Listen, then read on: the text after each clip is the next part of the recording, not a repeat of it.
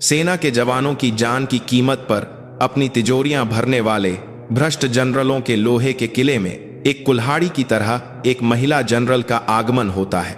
वह अपने प्रति होने वाले उपहास और जान से मारने की धमकियों को कुचलते हुए अंदर के दुश्मनों को बेरहमी से खत्म करने के खूनी रास्ते पर चलती है।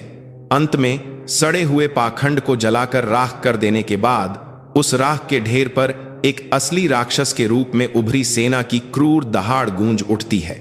धुंध घनी थी, किसी विशाल जानवर की सांस की तरह। नम और ठंडी हवा शेर डिवीजन मुख्यालय के संतरी पोस्ट के लोहे के गेट को घेरे हुए थी। मौसम शरद ऋतु के अंत की ओर बढ़ रहा था, लेकिन भारत की सबसे उत्तरी सीमा से सटी इस धरती की हवा में पहले से ही कड़ाके की सर्दियों की ठंडक समाई हुई थी। संतरी पोस्ट पर पहरा दे रहे हवलदार किशन लाल के मुंह से लगातार सफेद भाप निकल रही थी। उसने अपनी अकड़ती उंगलियों को रगड़ा और परेड ग्राउंड के पार डिवीजन कमांडर के बंगले वाली पहाड़ी की ओर लापरवाही से देखा। आज वहां एक नया मालिक आ रहा था। पूरा मुख्यालय एक अदृश्य तनाव से भरा हुआ था।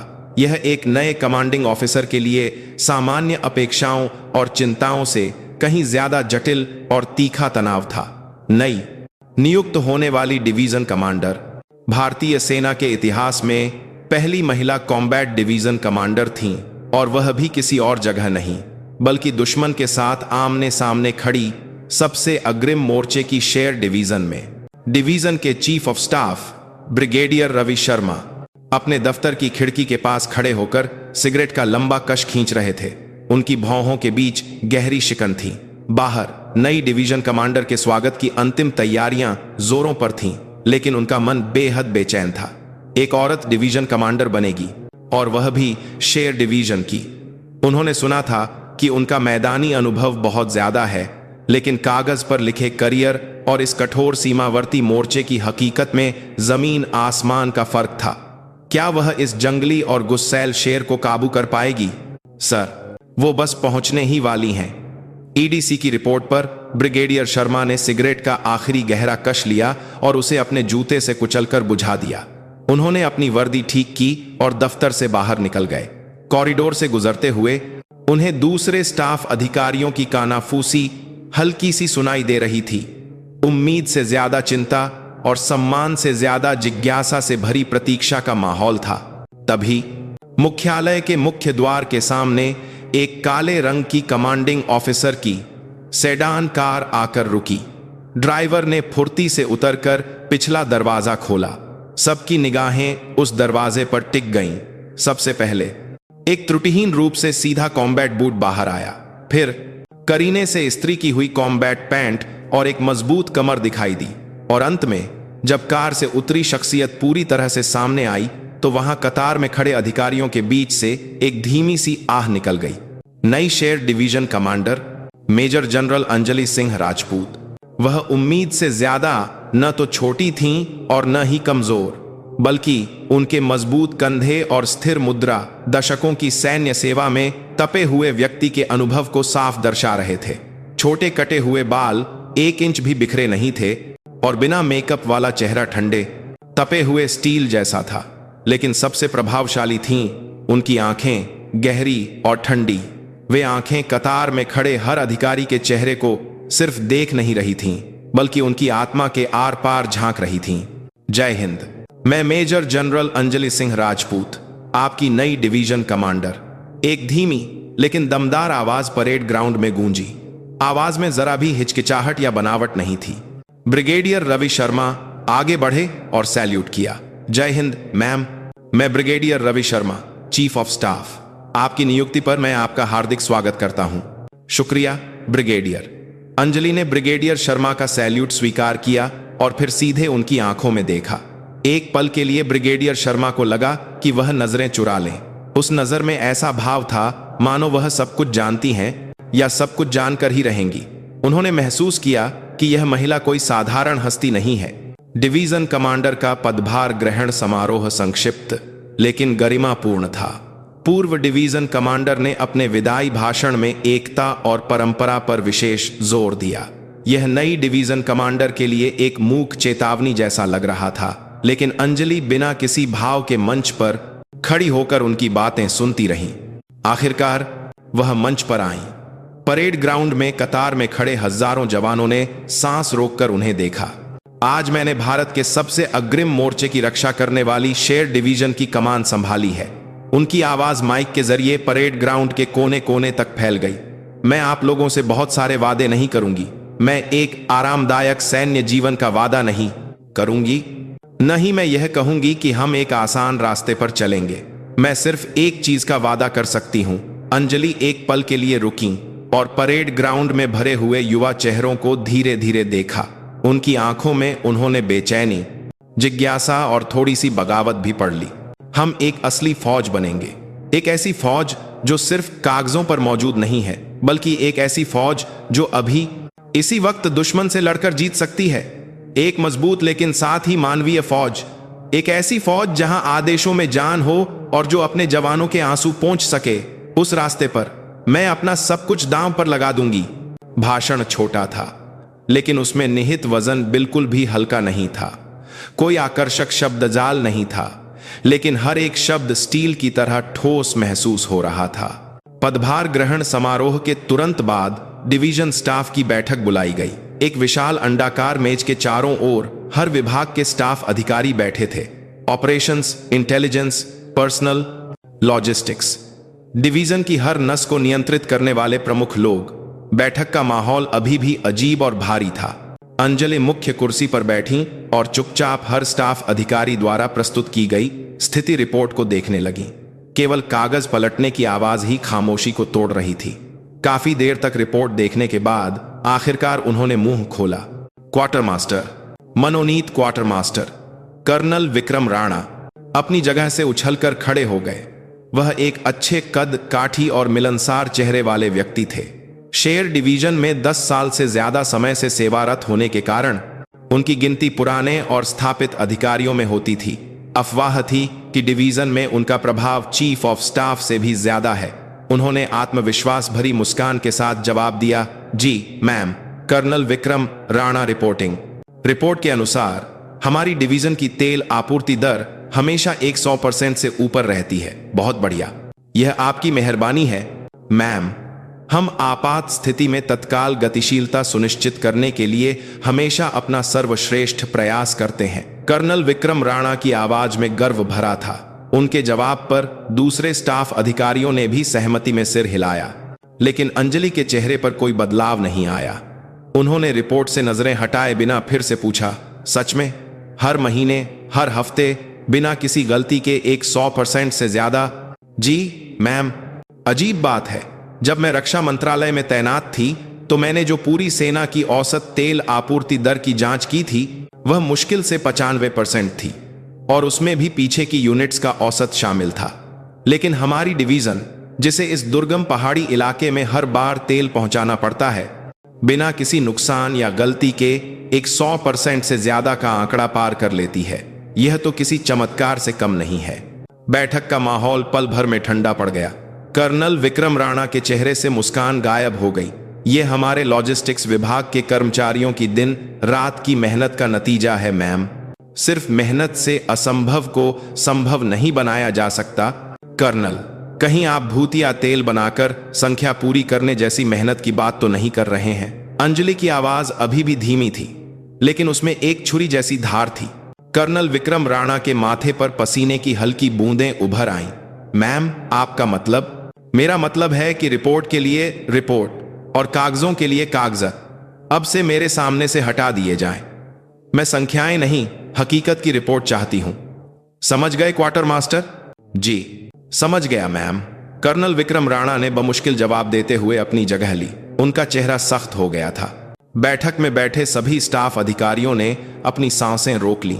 नियुक्ति के पहले ही दिन, पहली ही बैठक में डिवीजन के सबसे प्रभावशाली क्वार्टर मास्टर को सीधे निशाने पर ले लिया गया था। यह सिर्फ अपनी धाक जमाने की कोशिश नहीं थी, यह एक स्पष्ट युद्ध की घोषणा थी। अंजलि ने ऐसे व्यवहार किया जैसे कुछ हुआ ही ना हो और अगली रिपोर्ट की ओर अपना ध्यान केंद्रित किया। लेकिन बैठक में मौजूद हर कोई समझ गया था, आज शेर डिवीजन में जो हवा चलनी शुरू हुई है वह महज एक ठंडी हवा का झोंका नहीं है। यह सब कुछ जड़ से उखाड़ फेंकने वाले एक तूफान की शुरुआत थी।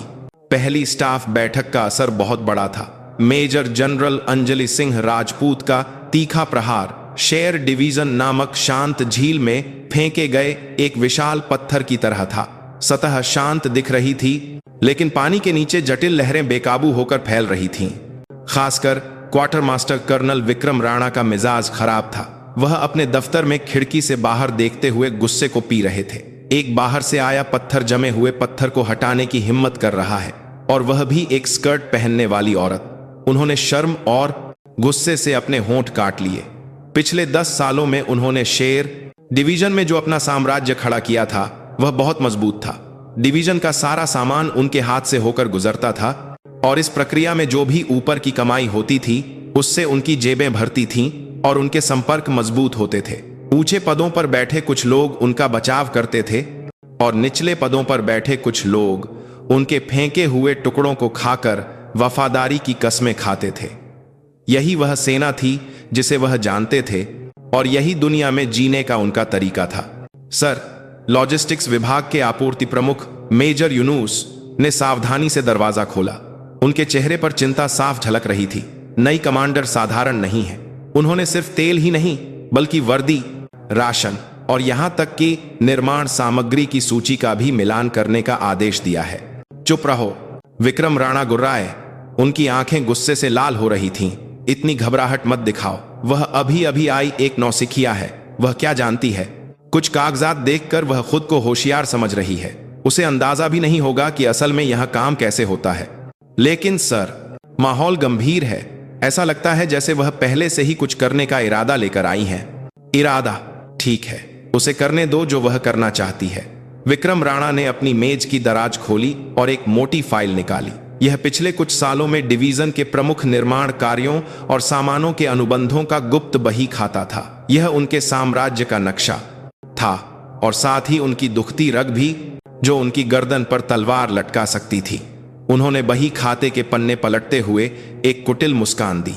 जल्दबाजी की कोई जरूरत नहीं है। वह औरत जरूर कोई गलती करेगी। तब तक हमें चुपचाप इंतजार करना है। जिसकी पूंछ लंबी होती है वह पकड़ा जाता है, लेकिन कुछ मूर्ख ऐसे भी होते हैं जो अपनी पूंछ खुद ही हिलाते हैं। उधर अंजलि देर रात तक डिवीजन कमांडर के दफ्तर में काम कर रही थी। उनकी मेज पर विभिन्न यूनिटों से आई फाइलों का ढेर लगा था। वह सिर्फ फाइलें पढ़ नहीं रही थीं, वह अलग अलग दस्तावेजों, जैसे कि ऑपरेशंस विभाग की प्रशिक्षण योजना, लॉजिस्टिक्स विभाग की तेल खपत रिपोर्ट और मेडिकल यूनिट की मरीज रिपोर्ट को एक साथ रखकर पहेली के टुकड़ों की तरह तुलना और विश्लेषण कर रही थीं। अजीब है, उनकी भौहें सिकुड़ गईं। कागजों पर सब कुछ छक्का था। जिस हफ्ते प्रशिक्षण की तीव्रता ज्यादा थी, उस हफ्ते तेल और राशन की खपत ठीक उसी अनुपात में बढ़ी थी, और मरीजों की संख्या में भी थोड़ी वृद्धि दर्ज की गई थी। सभी संख्याएं एक दूसरे को प्रमाणित कर रही थीं और एक त्रुटिहीन तर्क का निर्माण कर रही थीं। यह इतना पाचका था कि अवास्तविक लग रहा था। एक संभाग कर रही थीं, दोनों के आँच एक दोनों, दो नो के आँच करने की जान कर रही थीं। युद्ध और सेना अपने आप में एक अराजकता है। अप्रत्याशित चर भरे पड़े होते हैं, और छोटी छोटी गलतियां अप्रत्याशित परिणाम देती हैं। लेकिन शेर डिवीजन के कागजात एक अच्छी तरह से लिखी गई पटकथा की तरह सब कुछ मेल खाते थे। यह पूरी तरह से प्रबंधन का परिणाम नहीं था, बल्कि एक चालाक हेरफेर का सबूत होने की अधिक संभावना थी। अगली सुबह अंजलि ने बिना किसी पूर्व सूचना के डिवीजन की अधीनस्थ यूनिटों का निरीक्षण करना शुरू कर दिया। यह कोई आधिकारिक कमांडर का दौरा नहीं था। उन्होंने सिर्फ एक ड्राइवर के साथ एक पुरानी जीप ली और निकल पड़ी। उनकी पहली मंजिल सबसे अग्रिम मोर्चे की निगरानी चौकी जीपी थी। एक खड़ी कच्ची सड़क पर काफी देर तक चलने के बाद जीपी का दृश्य उनके संदेह को विश्वास में बदलने के लिए काफी था। रिपोर्ट में लिखा था कि नवीनतम थर्मल इमेजिंग निगरानी उपकरण बदले जा चुके हैं, लेकिन चौकी पर तैनात सैनिक जो उपकरण इस्तेमाल कर रहे थे वे 10 साल से भी ज्यादा पुराने मॉडल थे। लेंस पर खरोंचें थीं और फोकस भी ठीक से काम नहीं कर रहा था। यह क्या हो रहा है? अंजलि के ठंडे सवाल पर जीपी के कमांडर, एक युवा कैप्टन, का चेहरा सफेद पड़ गया। वो नया उपकरण कुछ समय पहले खराब हो गया था, इसलिए उसे मरम्मत के लिए रियर बेस डिपो भेज दिया गया है। खराब हो गया? आपूर्ति के 1 महीने के भीतर ही नया उपकरण। जी मैम, मरम्मत का अनुरोध पत्र है। वो उसकी प्रशासनिक प्रक्रिया चल रही है। यह एक साफ झूठ था। उसकी कांपती आंखें और अजीब लहजा सब कुछ बयां कर रहा था। अंजलि ने और कुछ नहीं पूछा। इसके बजाय उन्होंने चौकी के कोने में रखे राशन के बक्सों की ओर देखा। बक्सों पर A ग्रेड का स्टिकर लगा था, लेकिन जब बक्से खोले गए तो उनमें ज्यादातर मुरझाई और गली हुई सब्जियां थीं। सैनिकों को दिया जाने वाला ताजा राशन कहीं और गायब हो गया था और सिर्फ खोखले बक्से बचे थे। उन्होंने दूसरी चौकियों का भी दौरा किया। स्थिति लगभग एक जैसी थी। रिपोर्टों में शेर डिवीजन नवीनतम उपकरणों और भरपूर आपूर्ति वाली एक मजबूत सेना थी, लेकिन जो हकीकत उन्होंने अपनी आंखों से देखी उसमें शेर डिवीजन पुराने उपकरणों और अपर्याप्त आपूर्ति के बीच केवल सैनिकों के बलिदान की मांग करने वाला एक खोखला ज्यूरन था। अदृश्य दरारें उनकी सोच से कहीं ज्यादा गहरी और व्यापक थीं। उस दोपहर डिवीजन कमांडर के दफ्तर में लौटकर अंजलि ने chief of staff brigadier Ravi Sharma को बुलाया। ब्रिगेडियर, क्या आप जानते हैं कि आज मैंने क्या देखा? अंजलि ने जीपी से ली गई तस्वीरों को मेज पर फैला दिया। पुराने उपकरण, मुरझाई सब्जियां और जमे हुए वॉशरूम में कपड़े धोते सैनिकों की तस्वीरें थीं। ब्रिगेडियर रवि शर्मा ने तस्वीरों को देखकर भी कोई भाव नहीं बदला। उन्होंने बस शांति से कहा, यह अग्रिम मोर्चे की हकीकत है मैम। रिपोर्टों के आंकड़ों और असलियत के बीच हमेशा कुछ अंतर होता है। अंतर? यह अंतर नहीं, धोखा है। यह सैनिकों की जान को दांव पर लगाकर किया गया एक घोटाला है। अंजलि की आवाज ऊंची हो गई, लेकिन ब्रिगेडियर शर्मा अभी भी शांत थे। मैम, मैं जानता हूं कि समस्या है, लेकिन यह दशकों से चली आ रही एक प्रथा है। अगर आप इसे एक ही बार में पलटने की कोशिश करेंगी तो और बड़ी अव्यवस्था फैल सकती है। कहते हैं कि अगर पानी बहुत साफ हो तो उसमें मछली नहीं रह सकती। तो आपका मतलब है कि मैं इसे अनदेखा कर दूं? भले ही सैनिक सड़े हुए पानी में बीमार पड़कर मर रहे हों, मैं इसे परंपरा और प्रथा मानकर चुप रहूं? मेरा यह मतलब नहीं है मैम, बस आपकी गति बहुत तेज है। शेर डिवीजन एक विशाल जहाज की तरह है। अगर आप इसे अचानक से मोड़ने की कोशिश करेंगी तो यह पलट सकता है, समय के साथ, धीरे धीरे। समय? अंजलि हंसी। ब्रिगेडियर, युद्ध हमें समय नहीं देता। दुश्मन हमारे तैयार होने तक इंतजार नहीं करेगा। सड़े हुए हिस्से को काट कर निकालना पड़ता है। समय देने से वह अपने आप ठीक नहीं हो जाता। उन्होंने सीधे ब्रिगेडियर रवि शर्मा की आंखों में देखा। उनकी आंखों में उन्होंने निराशा, लाचारी और बदलाव से डरने वाले एक नौकरशाह का चेहरा देखा। वह एक बुरा आदमी नहीं था, लेकिन वह एक विशाल प्रणाली का हिस्सा बनकर खुद सोचना बंद कर चुका एक पुराना पुर्जा था। ब्रिगेडियर, मैं एक बात पूछना चाहती हूं, आप किसके प्रति वफादार हैं? इस यूनिट की परंपरा के प्रति, या देश, नागरिकों और उन सैनिकों के प्रति जो बंदूक की नोक पर खड़े हैं? ब्रिगेडियर रवि शर्मा जवाब नहीं दे सके। उनके कसकर बंद होंठ शेर डिवीजन की गहरी बीमारी का संकेत दे रहे थे। अंजलि ने उन्हें और नहीं रोका। अब वह स्पष्ट रूप से समझ गई थी, यह लड़ाई सिर्फ कुछ भ्रष्ट सैनिकों के खिलाफ नहीं थी। यह हमेशा से ऐसा ही होता है और सब चलता है जैसी मानसिकता और बदलाव के डर की एक विशाल दीवार के खिलाफ लड़ाई थी। और उस दीवार के सबसे ठोस और केंद्रीय हिस्से में कर्नल विक्रम राणा नामक व्यक्ति खड़ा था। उन्होंने फैसला किया, इस विशाल दरार को और नजरअंदाज नहीं किया जा सकता। सबसे ठोस हिस्से को ही पहले तोड़ना होगा। उसके लिए एक स्पष्ट और अकाट्य सबूत की जरूरत थी। उन्होंने चुपचाप फोन उठाया। यह रक्षा मंत्रालय की सीधी निगरानी में काम करने वाले सतर्कता विभाग में उनके एक पुराने भरोसेमंद साथी को किया गया फोन था। मैं अंजलि बोल रही हूं, मुझे तुम्हारी मदद चाहिए। पर्दा अब उठ चुका था, एक अदृश्य युद्ध का पर्दा। अंजलि के एक फोन ने अदृश्य जगहों पर एक शांत हलचल पैदा कर दी। उन्होंने किसी बड़ी जांच टीम भेजने का अनुरोध नहीं किया था। उन्होंने बस पिछले कुछ सालों में शेर डिवीजन को आवंटित सभी निर्माण और आपूर्ति अनुबंधों का विवरण और उन अनुबंधों को हासिल करने वाली निजी कंपनियों की विस्तृत जानकारी मांगी थी।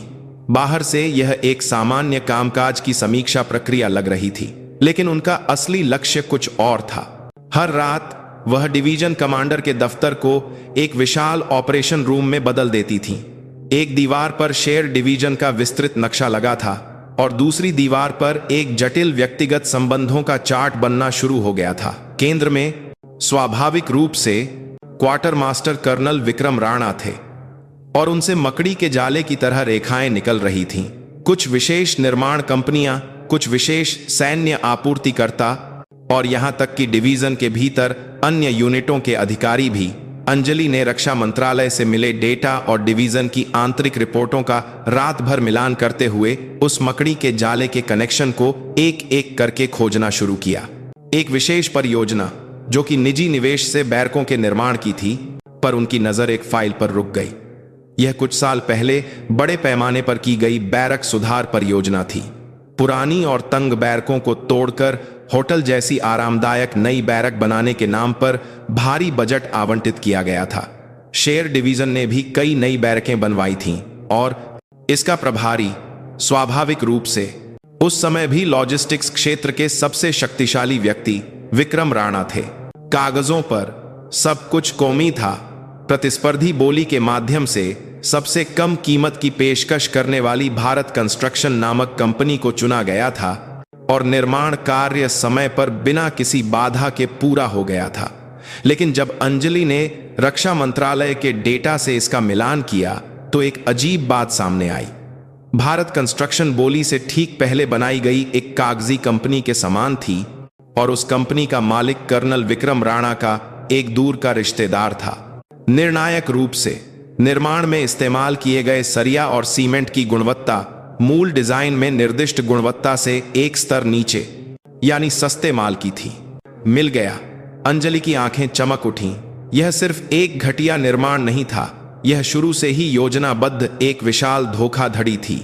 डिजाइन में महंगे माल और वास्तव में इस्तेमाल किए गए सस्ते माल के बीच का अंतर सीधे विक्रम राणा और उसके साथियों की जेब में गया होगा।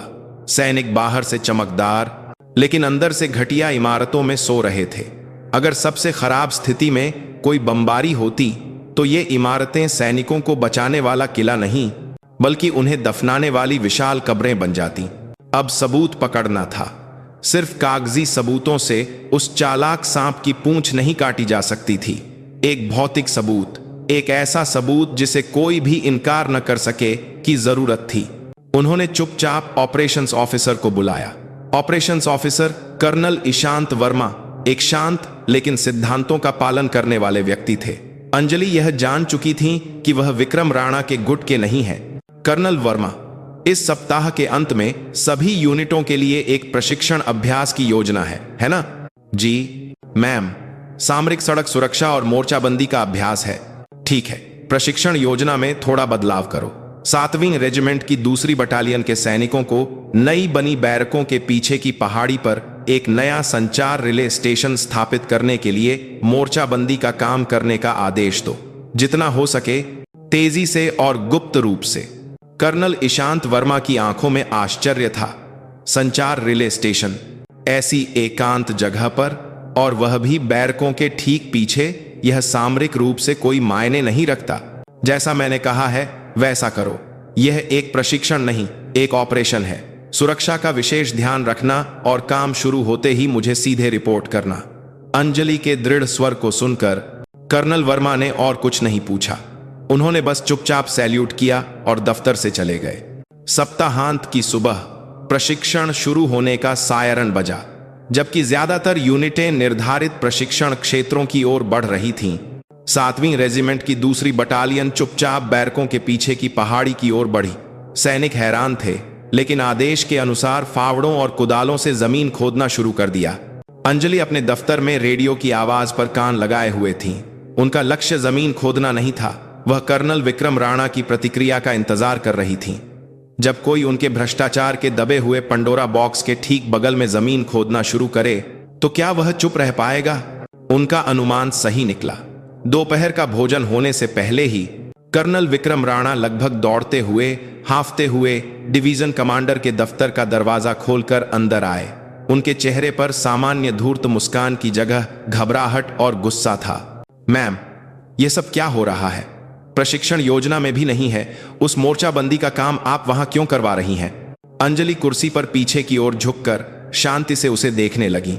एक क्वार्टर मास्टर का ऑपरेशनल मामलों पर टिप्पणी करना क्या अपने अधिकार क्षेत्र से बाहर जाना नहीं है? ऑपरेशन, वह जगह हाल ही में बनी है। जमीन अभी भी कमजोर है और अगर आप लापरवाही से जमीन खोदेंगी तो इमारत को नुकसान पहुंच सकता है। कृपया इसे तुरंत बंद करवाइए। विक्रम राणा की आवाज में जिजी थी। वह पूरी तरह से अपना संयम खो चुके थे। इमारत को नुकसान पहुंचेगा? अगर यह डिजाइन के अनुसार बनी होती तो इतनी सी खुदाई से उसे कुछ नहीं होना चाहिए था। कहीं ऐसा तो नहीं कि यह डिजाइन से अलग बनी है? अंजलि की ठंडी आवाज विक्रम राणा के दिल में चुभ गई। विक्रम राणा का चेहरा सफेद पड़ गया। अब उन्हें एहसास हुआ कि वह जाल में फंस चुके हैं। अंजलि शुरू से ही सब कुछ जानती थी। मोर्चाबंदी का काम तो बस उसे उसके बिल से बाहर निकालने का एक चारा था। मैम, आप क्या कह रही हैं? मैं क्या कह रही हूं यह तो हम सीधे जाकर देखकर ही पता लगा लेंगे। अंजलि अपनी जगह से उठी और विक्रम राणा के कंधे के पास से गुजरते हुए उन्होंने धीरे से कहा, चलो साथ चलते हैं क्वार्टर मास्टर, तुम्हारी बनाई हुई कलाकृति को देखने। जब वह दफ्तर से बाहर निकली तो कॉरिडोर में डिवीजन के मिलिट्री पुलिस प्रमुख और जांचकर्ता पहले से ही इंतजार कर रहे थे। विक्रम राणा के पैर कांप रहे थे। उन्हें लगा कि वह वहीं गिर पड़ेंगे। जब अंजलि, मिलिट्री पुलिस और सफेद पड़ चुके चेहरे वाले विक्रम राणा मौके पर पहुंचे तो दूसरी बटालियन के सैनिक पहले ही काम रोककर इंतजार कर रहे थे। अंजलि निर्माण स्थल के बगल में बनी बैरक की बाहरी दीवार के पास गईं और बिना किसी हिचकिचाहट के उन्होंने अपने साथ लाए हथौड़े से दीवार के एक हिस्से पर वार किया। धड़ाम! एक जोरदार आवाज के साथ दीवार का कंक्रीट टूटकर बिखर गया और उसके अंदर से एक अविश्वसनीय दृश्य सामने आया। डिजाइन के अनुसार जहां मोटे और मजबूत सरिया होने चाहिए थे, वहां नूडल्स की तरह पतले कुछ सरिया दिखाई दे रहे थे और जहां वह भी नहीं थे, वहां निर्माण का मलबा और स्टायरोफोम भरा हुआ था। यह देखकर सैनिकों के चेहरे पर खौफ छा गया। जिस जगह वे हर रात सोते थे वह असल में एक मौत का जाल था। सभी निशब्द हो गए। विक्रम राणा वहीं गिर पड़े। उनके चेहरे से सारा खून उतर गया था। अब वह न तो कोई बहाना बना सकते थे और न ही बचकर निकल सकते थे। स्पष्ट भौतिक सबूत ने उनके हर झूठ को नकार दिया था। अंजलि ने टूटी हुई दीवार के मलबे को ठंड से देखा। यह तो बस शुरुआत थी। उन्होंने वहां मौजूद सभी अधिकारियों और सैनिकों को सुनाते हुए बर्फ जैसी ठंडी आवाज में आदेश दिया, quartermaster colonel Vikram Rana को तत्काल पद से हटा दिया जाए और सैन्य कानून के तहत देशद्रोह, विशेष कर्तव्य की अवहेलना और रिश्वतखोरी के आरोप में तुरंत गिरफ्तार किया जाए। मिलिट्री पुलिस प्रमुख और जांचकर्ताओं ने तेजी से आगे बढ़कर विक्रम राणा को हथकड़ी पहना दी। एक समय में शेर डिवीजन के सबसे शक्तिशाली व्यक्ति का युग समाप्त हो रहा था और अभी तुरंत सभी अधिकारियों की आपातकालीन बैठक बुलाई जाए। एक भी अधिकारी छूटना नहीं चाहिए। अंजलि की आंखों में आग की लपटें थीं। शेर डिवीजन पर कीस की हक्का को जा, एक के हक्का को कीका को छटान टूटकर बखर गई थी। अब उसके टकड़ों को सौफ करके एक नया रास्ता बनाने का वक्त था। पहली चंगारी इस तरह सबकी आंखों के सामने शिद्दत से भड़की थी। कर्नल विक्रम राणा की अचानक गिरफ्तारी शेर डिवीजन को हिला देने वाले एक बड़े भूकंप की तरह थी। एक महीने से भी कम समय में एक नई कमांडर ने दशकों से डिवीजन पर राज करने वाले एक स्थापित व्यक्ति को एक ही झटके में उखाड़ फेंका था। यह घटना सभी सैनिकों के लिए सदमे, डर और कुछ हद तक खुशी का कारण बनी। जो लोग कर्नल राणा की क्रूर सत्ता के नीचे दबे हुए थे, उनके लिए यह मुक्ति की शुरुआत थी और जो लोग उसके साथ मिलकर आराम का जीवन जी रहे थे, उनके लिए यह अंत का आरंभ था। उस दोपहर डिवीजन के बड़े हॉल में बुलाए गए सभी अधिकारियों के चेहरों पर अलग अलग भावनाएं थीं। चिंता, जिज्ञासा, दुश्मनी और उम्मीद। हॉल में इतनी खामोशी थी कि सांस लेने की आवाज भी सुनाई दे रही थी। मंच पर चढ़कर अंजलि ने बिना माइक के अपनी आवाज में बोलना शुरू किया। उनकी आवाज हॉल के आखिरी कोने तक साफ साफ गूंज रही थी। आज मैंने अपने एक सहकर्मी को अपने हाथों से गिरफ्तार करवाया है। यह कोई सुखद बात नहीं है। एक कमांडर के लिए यह सबसे दुखद काम है।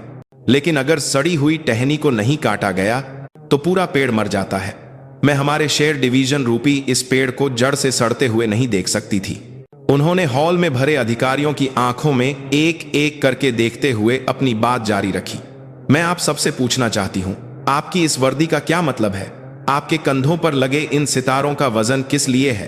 क्या यह कागजों पर एक पादमा की होर रिपोर्ट बनाने के लिए है, या अपने वरिष्ठों को खुश करने के लिए, या फिर उस ठंडी सीमा के पार बैठे दुश्मन से लड़कर जीतने और अपने देश, नागरिकों और उन सैनिकों की रक्षा करने के लिए जिनके लिए हमें अपनी जान देनी है।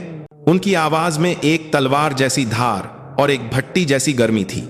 आज इसी वक्त से शेयर डिवीजन में किसी भी झूठी रिपोर्ट, आंकड़ों में हेरफेर या बढ़ा चढ़ाकर बताई गई उपलब्धि को बर्दाश्त नहीं किया जाएगा। मैं आपकी शानदार रिपोर्टें नहीं, बल्कि पसीने और धूल से सनी असली हकीकत देखना चाहती हूं। अगर कोई समस्या है तो बताओ कि समस्या है, और अगर मदद की जरूरत है तो मदद के लिए चिल्लाओ।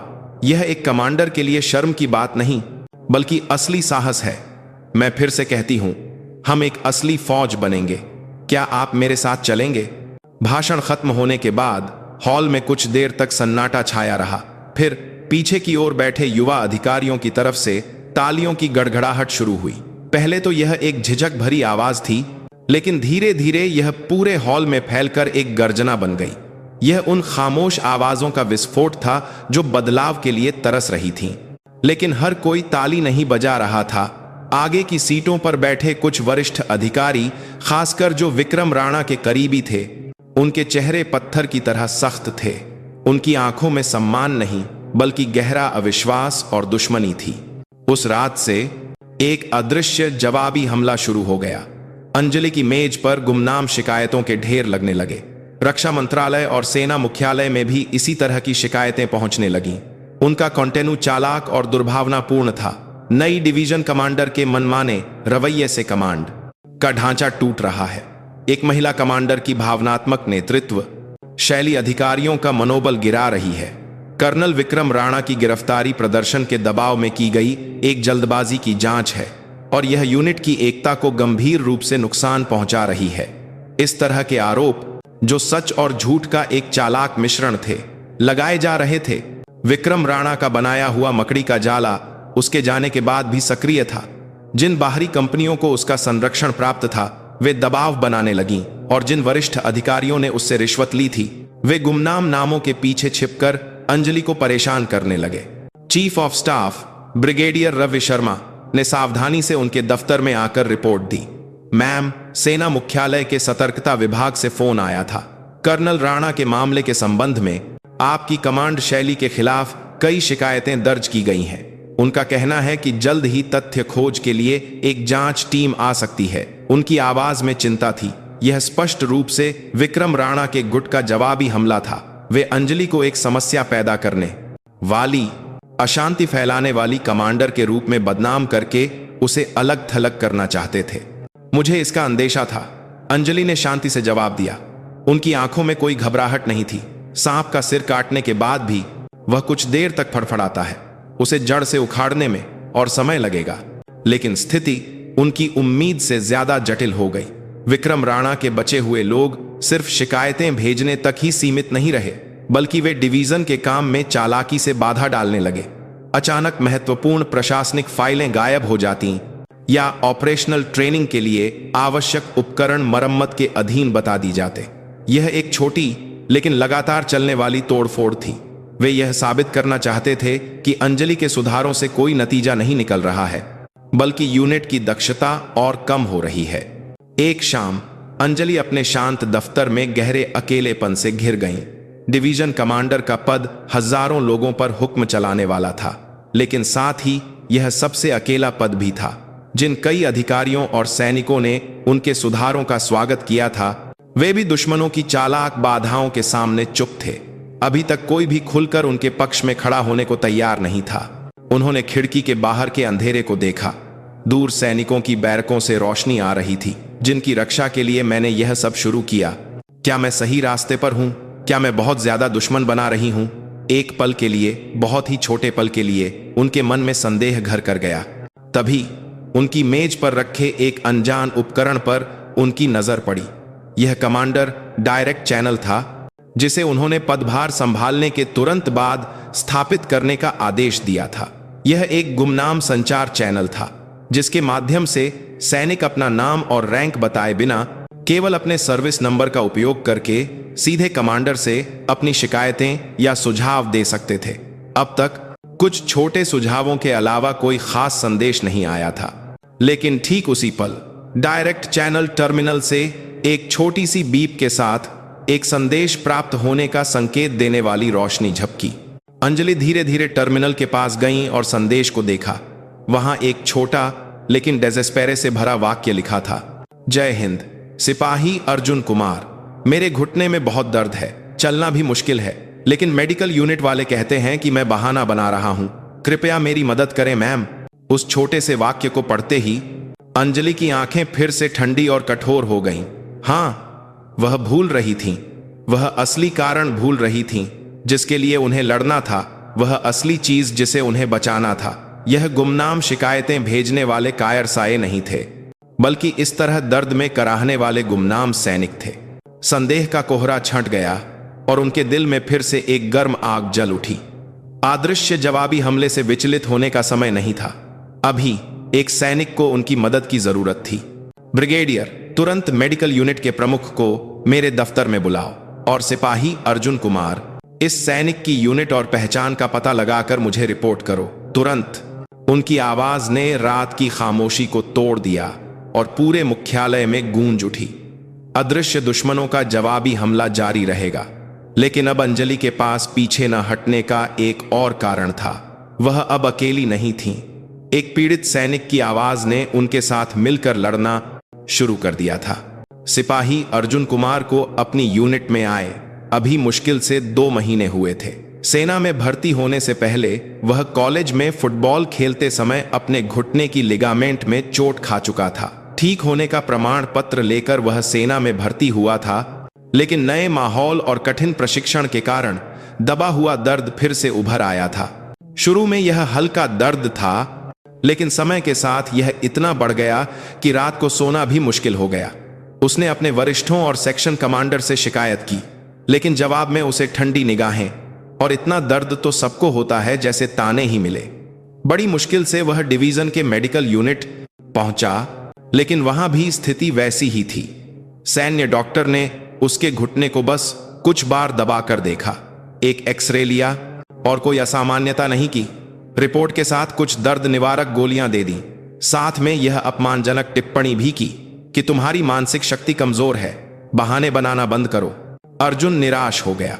कोई भी उसके दर्द पर विश्वास नहीं कर रहा था। दर्द इतना बढ़ गया था कि मार्चिंग अभ्यास तो दूर, सामान्य संतरी ड्यूटी करना भी मुश्किल हो गया था। उसके साथी उसे ध्यान आकर्षित करने वाला कहकर कानाफूसी करते थे और वरिष्ठों की निगाहें और भी ठंडी हो गईं। वह यूनिट में पूरी तरह से अलग थलग पड़ गया था। एक दिन उसने बैरक के नोटिस बोर्ड पर लगे कमांडर डायरेक्ट चैनल के पोस्टर को देखा। इसमें लिखा था कि सैनिक गुमनाम रूप से सीधे कमांडर से अपनी शिकायत कर सकते हैं। पहले तो वह हिचकिचाया, इससे क्या बदलेगा, बेवजह है मैं नजर में आ जाऊंगा। लेकिन डूबते को तिनके का सहारा।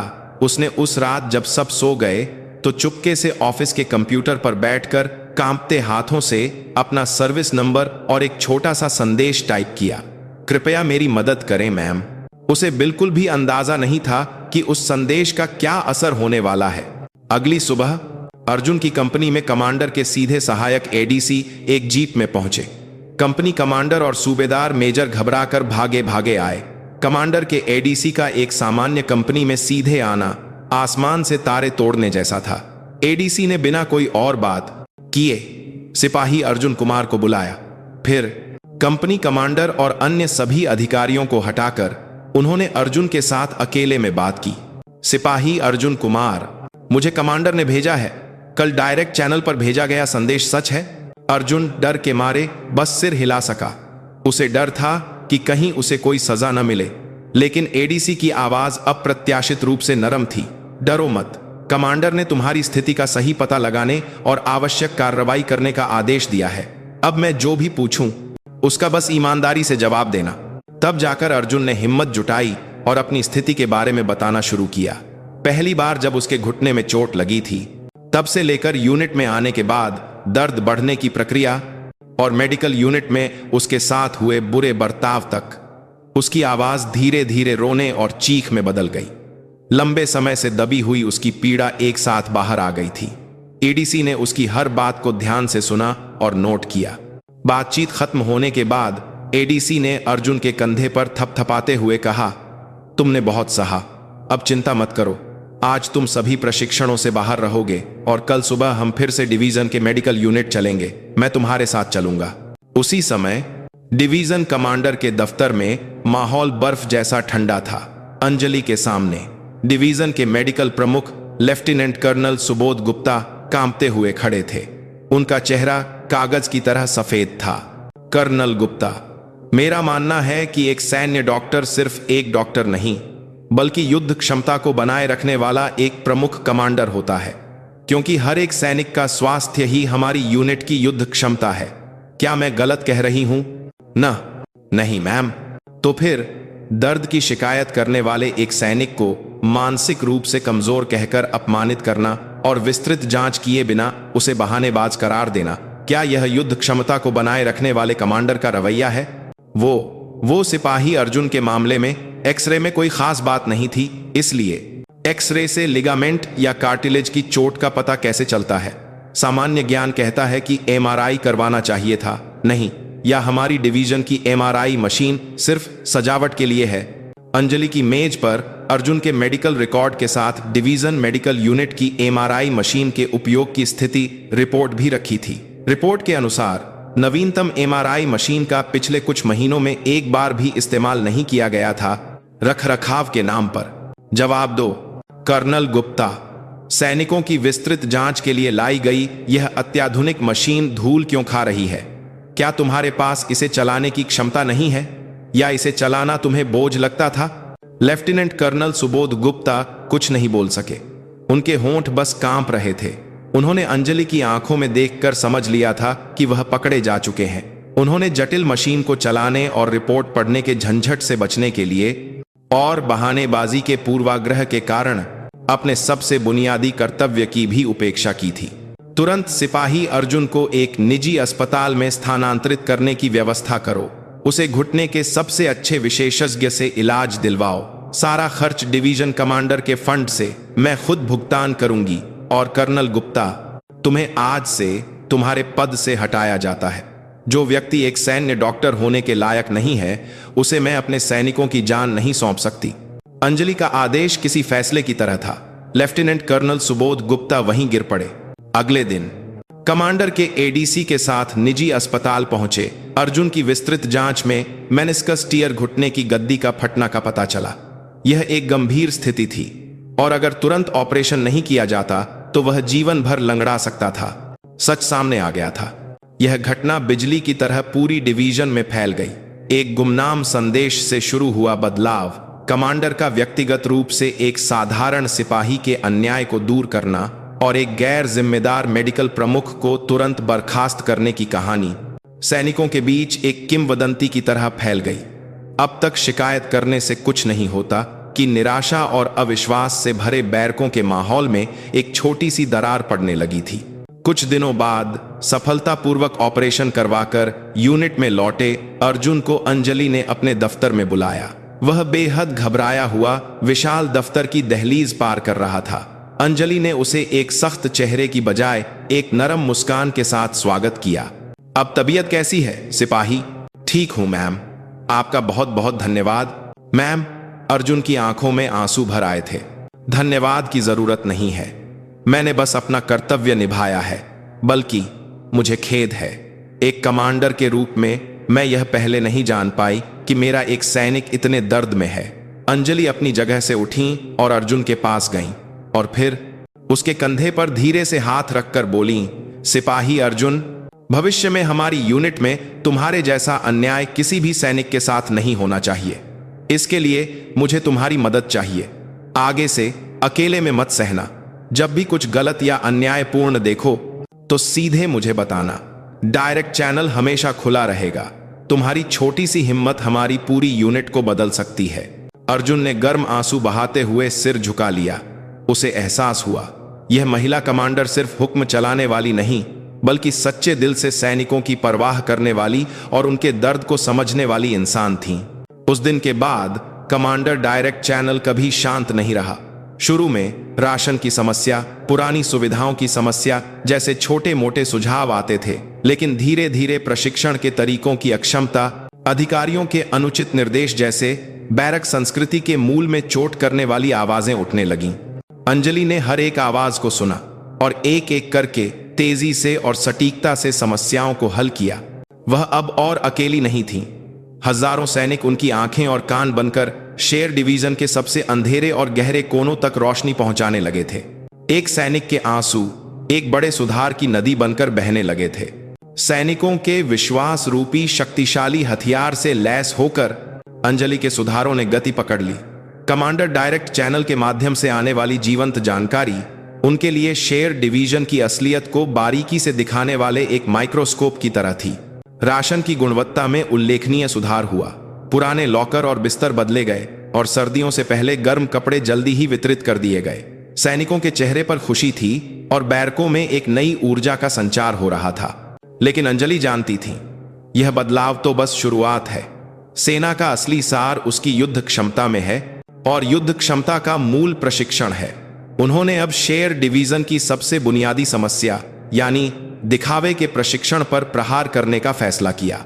शेर डिवीजन की अधीनस्थ यूनिटों में से 12वीं रेजिमेंट प्रशिक्षण में उत्कृष्टता के लिए प्रसिद्ध थी।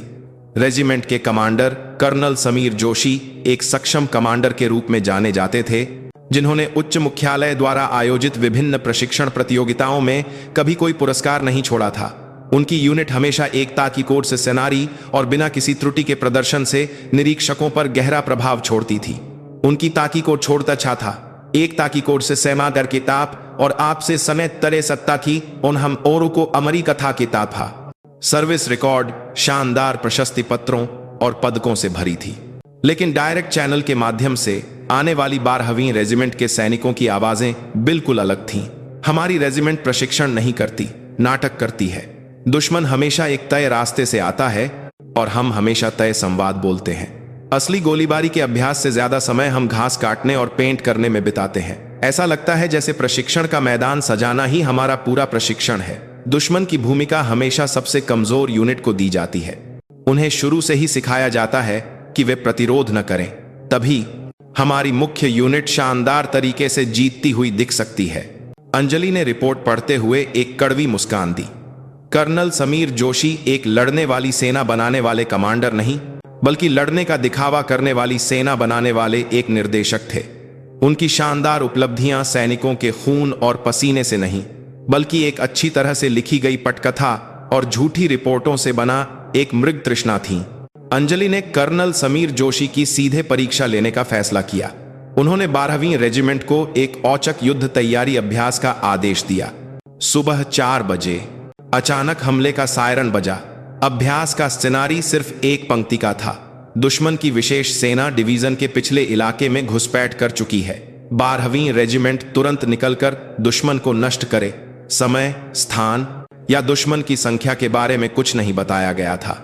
केवल स्थिति दी गई थी, एक असली युद्ध जैसा अभ्यास। जैसा कि अपेक्षित था, 12वीं रेजिमेंट में हड़कंप मच गया।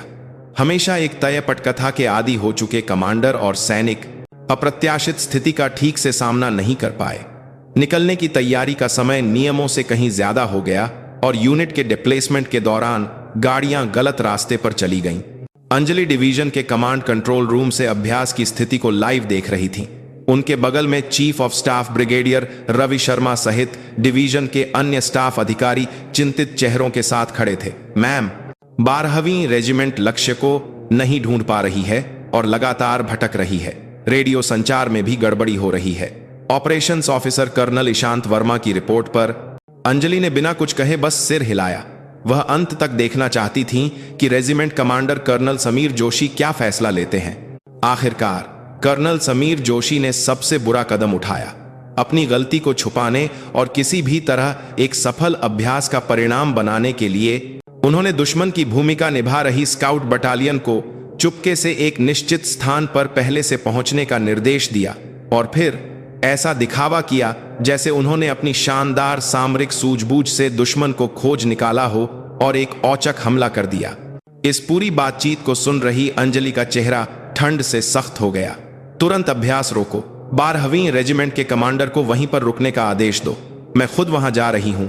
ऐसे में है, वहां बाता करता है, ऐसे में है, ऐसे में है, एक से में है। जब अंजलि की कमांड गाड़ी धूल उड़ाती हुई अभ्यास स्थल पर पहुंची तो कर्नल समीर जोशी जीत के नशे में चूर अपने सैनिकों का उत्साह बढ़ा रहे थे। उन्होंने अंजलि को देखकर गर्व से दौड़कर सैल्यूट किया। जय हिंद मैम, रिपोर्ट करता हूं। 12वीं रेजिमेंट ने तेज गति और साहसी ऑपरेशन से डिवीजन के पिछले इलाके में घुसे दुश्मन के विशेष बलों को सफलतापूर्वक नष्ट कर दिया है। उनकी आवाज में दम था और उनका चेहरा आत्मविश्वास से भरा था। उन्हें विश्वास था कि उनका निर्देशन इस बार भी पूरी तरह सफल रहा है। लेकिन अंजलि ने उसे बस ठंडी नजरों से देखा। नष्ट कर दिया? कर्नल जोशी, क्या तुम्हारी आंखों में यह दुश्मन का नष्ट हुआ रूप दिख रहा है? अंजलि ने जिस ओर इशारा किया वहां दुश्मन की भूमिका निभा रहे सैनिक खड़े होकर आपस में बातें कर रहे थे। तनाव का नामो निशान नहीं था। एक तरफ तो एक सैनिक अपना हेलमेट उतारकर सिगरेट पी रहा था, और वे सैनिक क्या कर रहे हैं? उन्होंने दूसरी ओर इशारा किया जहां 12वीं रेजिमेंट के सैनिक कॉम्बैट राशन की बजाय एक गर्म रसोई की गाड़ी के सामने लंबी कतार में खड़े थे, जैसे दुश्मन को नष्ट करने के तुरंत बाद जश्न मना रहे हों। कर्नल समीर जोशी का चेहरा पल भर में सख्त हो गया। वो अभ्यास सफलतापूर्वक खत्म होने पर सैनिकों का मनोबल बढ़ाने के लिए। अभ्यास खत्म नहीं हुआ है, अंजलि ने उसकी बात काट दी। तुमने जो किया है वह प्रशिक्षण नहीं, बल्कि सैनिकों की जान से खेला गया एक धोखा था। कर्नल जोशी, तुमने दुश्मन की भूमिका निभा रहे सैनिकों को पहले ही अपनी स्थिति बता दी थी, है ना? जो कमांडर दुश्मन से सांठ गांठ करता है, उसकी यूनिट युद्ध में कैसे जीत सकती है? कर्नल समीर जोशी की आंखें पूरी तरह से हिल गईं। वह यह जानकर हैरान थे कि अंजलि सब कुछ जानती हैं। मैम, यह एक गलतफहमी है। मैंने कभी। चुप रहो। अंजलि की दहाड़ पूरे जंगल में गूंज गई। तुम्हारे जैसे कमांडरों की वजह से हमारी सेना को कागजी शेर कहकर मजाक उड़ाया जाता है। क्या तुम वाकई नहीं जानते कि तुम्हारी बनाई हुई हर एक शानदार रिपोर्ट असल युद्ध के मैदान में हमारे सैनिकों के खून से लिखी जाती है? उन्होंने वहां मौजूद सभी 12वीं रेजिमेंट के सैनिकों को देखते हुए कहा, तुमने जो किया वह प्रशिक्षण नहीं था। आज तुमने दुश्मन को नहीं, बल्कि अपने ही साथियों को, अपने कमांडर को और अंततः खुद को धोखा दिया है। इस मानसिकता के साथ तुम दुश्मन से कैसे लड़ोगे? तुरंत सभी अपनी यूनिट में वापस जाओ। और कर्नल समीर जोशी, अंजलि ने फिर से कर्नल जोशी पर अपनी नजरें टिका दी। उसकी आंखों में अब घमंड की जगह सिर्फ डर था। तुम्हें आज से 12वीं रेजिमेंट के कमांडर पद से हटाया जाता है। तुम सैनिकों का नेतृत्व करने के लायक नहीं हो। तुम्हें किसी पदक की नहीं, बल्कि एक सैनिक के रूप में बुनियादी सिद्धांतों को फिर से सीखने की जरूरत है। मैं तुम्हें अनुशासनात्मक समिति के सामने पेश करूंगी और कड़ी कार्रवाई करूंगी। कर्नल विक्रम राणा के बाद यह दूसरा चौंकाने वाला अनुशासनात्मक कदम था। प्रशिक्षण में उत्कृष्टता का खोखला दंभ भरने वाला एक रेजिमेंट कमांडर एक ही पल में सबसे अपमानजनक तरीके से अपने पद से हटा दिया गया था। यह घटना शेर डिवीजन में व्याप्त दिखावे की संस्कृति के अंत का संकेत थी। अंजलि ने उस दिन के बाद मूल्यांकन के लिए प्रशिक्षण को पूरी तरह से समाप्त कर दिया और लड़कर जीतने के लिए यथार्थवादी प्रशिक्षण को एक नया सिद्धांत बनाया। प्रशिक्षण का मूल्यांकन अब इस बात पर नहीं होता था कि वह उच्च मुख्यालय के निरीक्षकों को कैसा दिखता है, बल्कि इस बात पर होता था कि वास्तविक युद्ध की स्थिति में वह कितना प्रभावी ढंग से कार्य कर सकता है। बदलाव दर्दनाक था। तय पटकथा के आदी हो चुके सैनिकों और अधिकारियों को अनिश्चित परिस्थितियों का सामना करने में कठिनाई हुई। प्रशिक्षण के दौरान घायल होने वालों की संख्या बढ़ी और शिकायतों की आवाजें भी उठने लगीं। लेकिन अंजलि रुकी नहीं। वह खुद प्रशिक्षण स्थलों पर जाकर सैनिकों के साथ धूल में लौटती थीं और रात भर जागकर ऑपरेशन की योजना पर चर्चा करती थीं। समय के साथ धीरे धीरे बदलाव दिखने लगा। सैनिक अब निष्क्रिय रूप से आदेशों का इंतजार नहीं करते थे, बल्कि खुद सोचने और निर्णय लेने लगे थे। अधिकारी कागजों को सजाने की बजाय वास्तविक रणनीति का अध्ययन करने में अधिक समय बिताने लगे थे।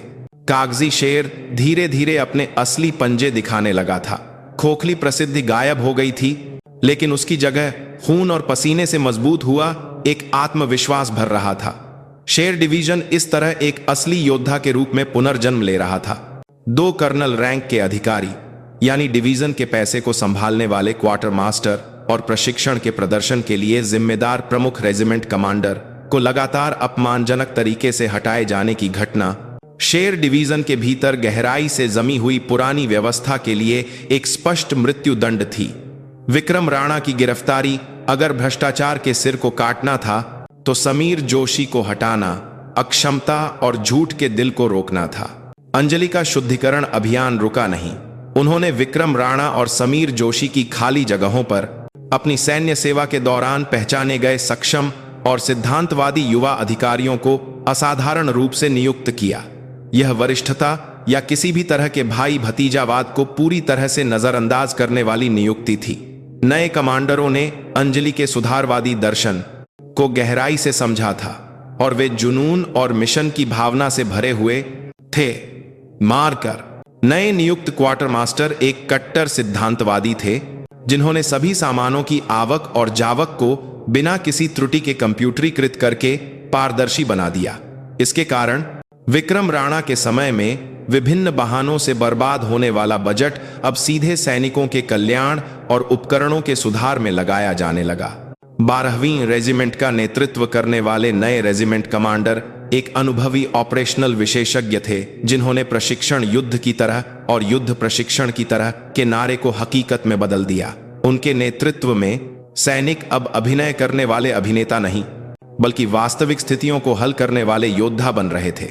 इन बदलावों ने पूरी डिवीजन में एक नई ऊर्जा का संचार किया, लेकिन साथ ही पुरानी व्यवस्था की छाया में जीने वालों की बेचैनी और विरोध और भी बढ़ गया। विक्रम राणा और समीर जोशी भले ही हटा दिए गए थे, लेकिन उनसे जुड़े हुए कई बचे खुचे लोग अभी भी विभिन्न जगहों पर मौजूद थे। उन्हें डर था कि अंजलि के सुधार उनकी अपनी सुरक्षा के लिए भी खतरा बन जाएंगे। इस समूह के केंद्र में थे chief of staff brigadier Ravi Sharma. उन्होंने विक्रम राणा की तरह सक्रिय रूप से भ्रष्टाचार में भाग नहीं लिया था, लेकिन उनके संरक्षण में लंबे समय तक दूसरे नंबर की कुर्सी पर बने रहे थे। वह सब कुछ जानते हुए भी चुप रहकर और अनदेखा करके अपनी स्थिति बनाए रखने वाले एक अवसरवादी व्यक्ति थे। उन्हें डर था कि अंजलि के सुधार जितने सफल होंगे, उनका अतीत और उनकी अक्षमता उतनी ही स्पष्ट रूप से सामने आएगी।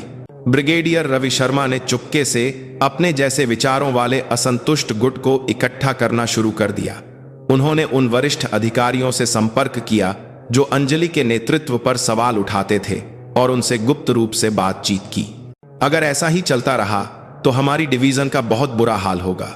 नई कमांडर बहुत मनमानी और उग्र हैं। सेना परंपरा और पदानुक्रम से चलती है, लेकिन वह तो इसे जड़ से हिला रही हैं। कमांड का ढांचा पूरी तरह से चरमरा गया है। आप सही कह रहे हैं ब्रिगेडियर साहब। वह सिर्फ युवा अधिकारियों का पक्ष लेती हैं और हम जैसे वरिष्ठों को पूरी तरह से नजरअंदाज कर रही हैं। ऐसे में मनोबल कैसे बढ़ेगा? कर्नल राणा या कर्नल जोशी में कुछ समस्याएं हो सकती हैं, लेकिन उन्होंने भी डिवीजन के लिए बहुत कुछ किया है। उन्हें इस तरह एक झटके में निकाल देना बहुत निर्दयी है। कल को हमारे साथ भी ऐसा हो सकता है। उनकी बातचीत धीरे धीरे एक साजिश में बदल गई।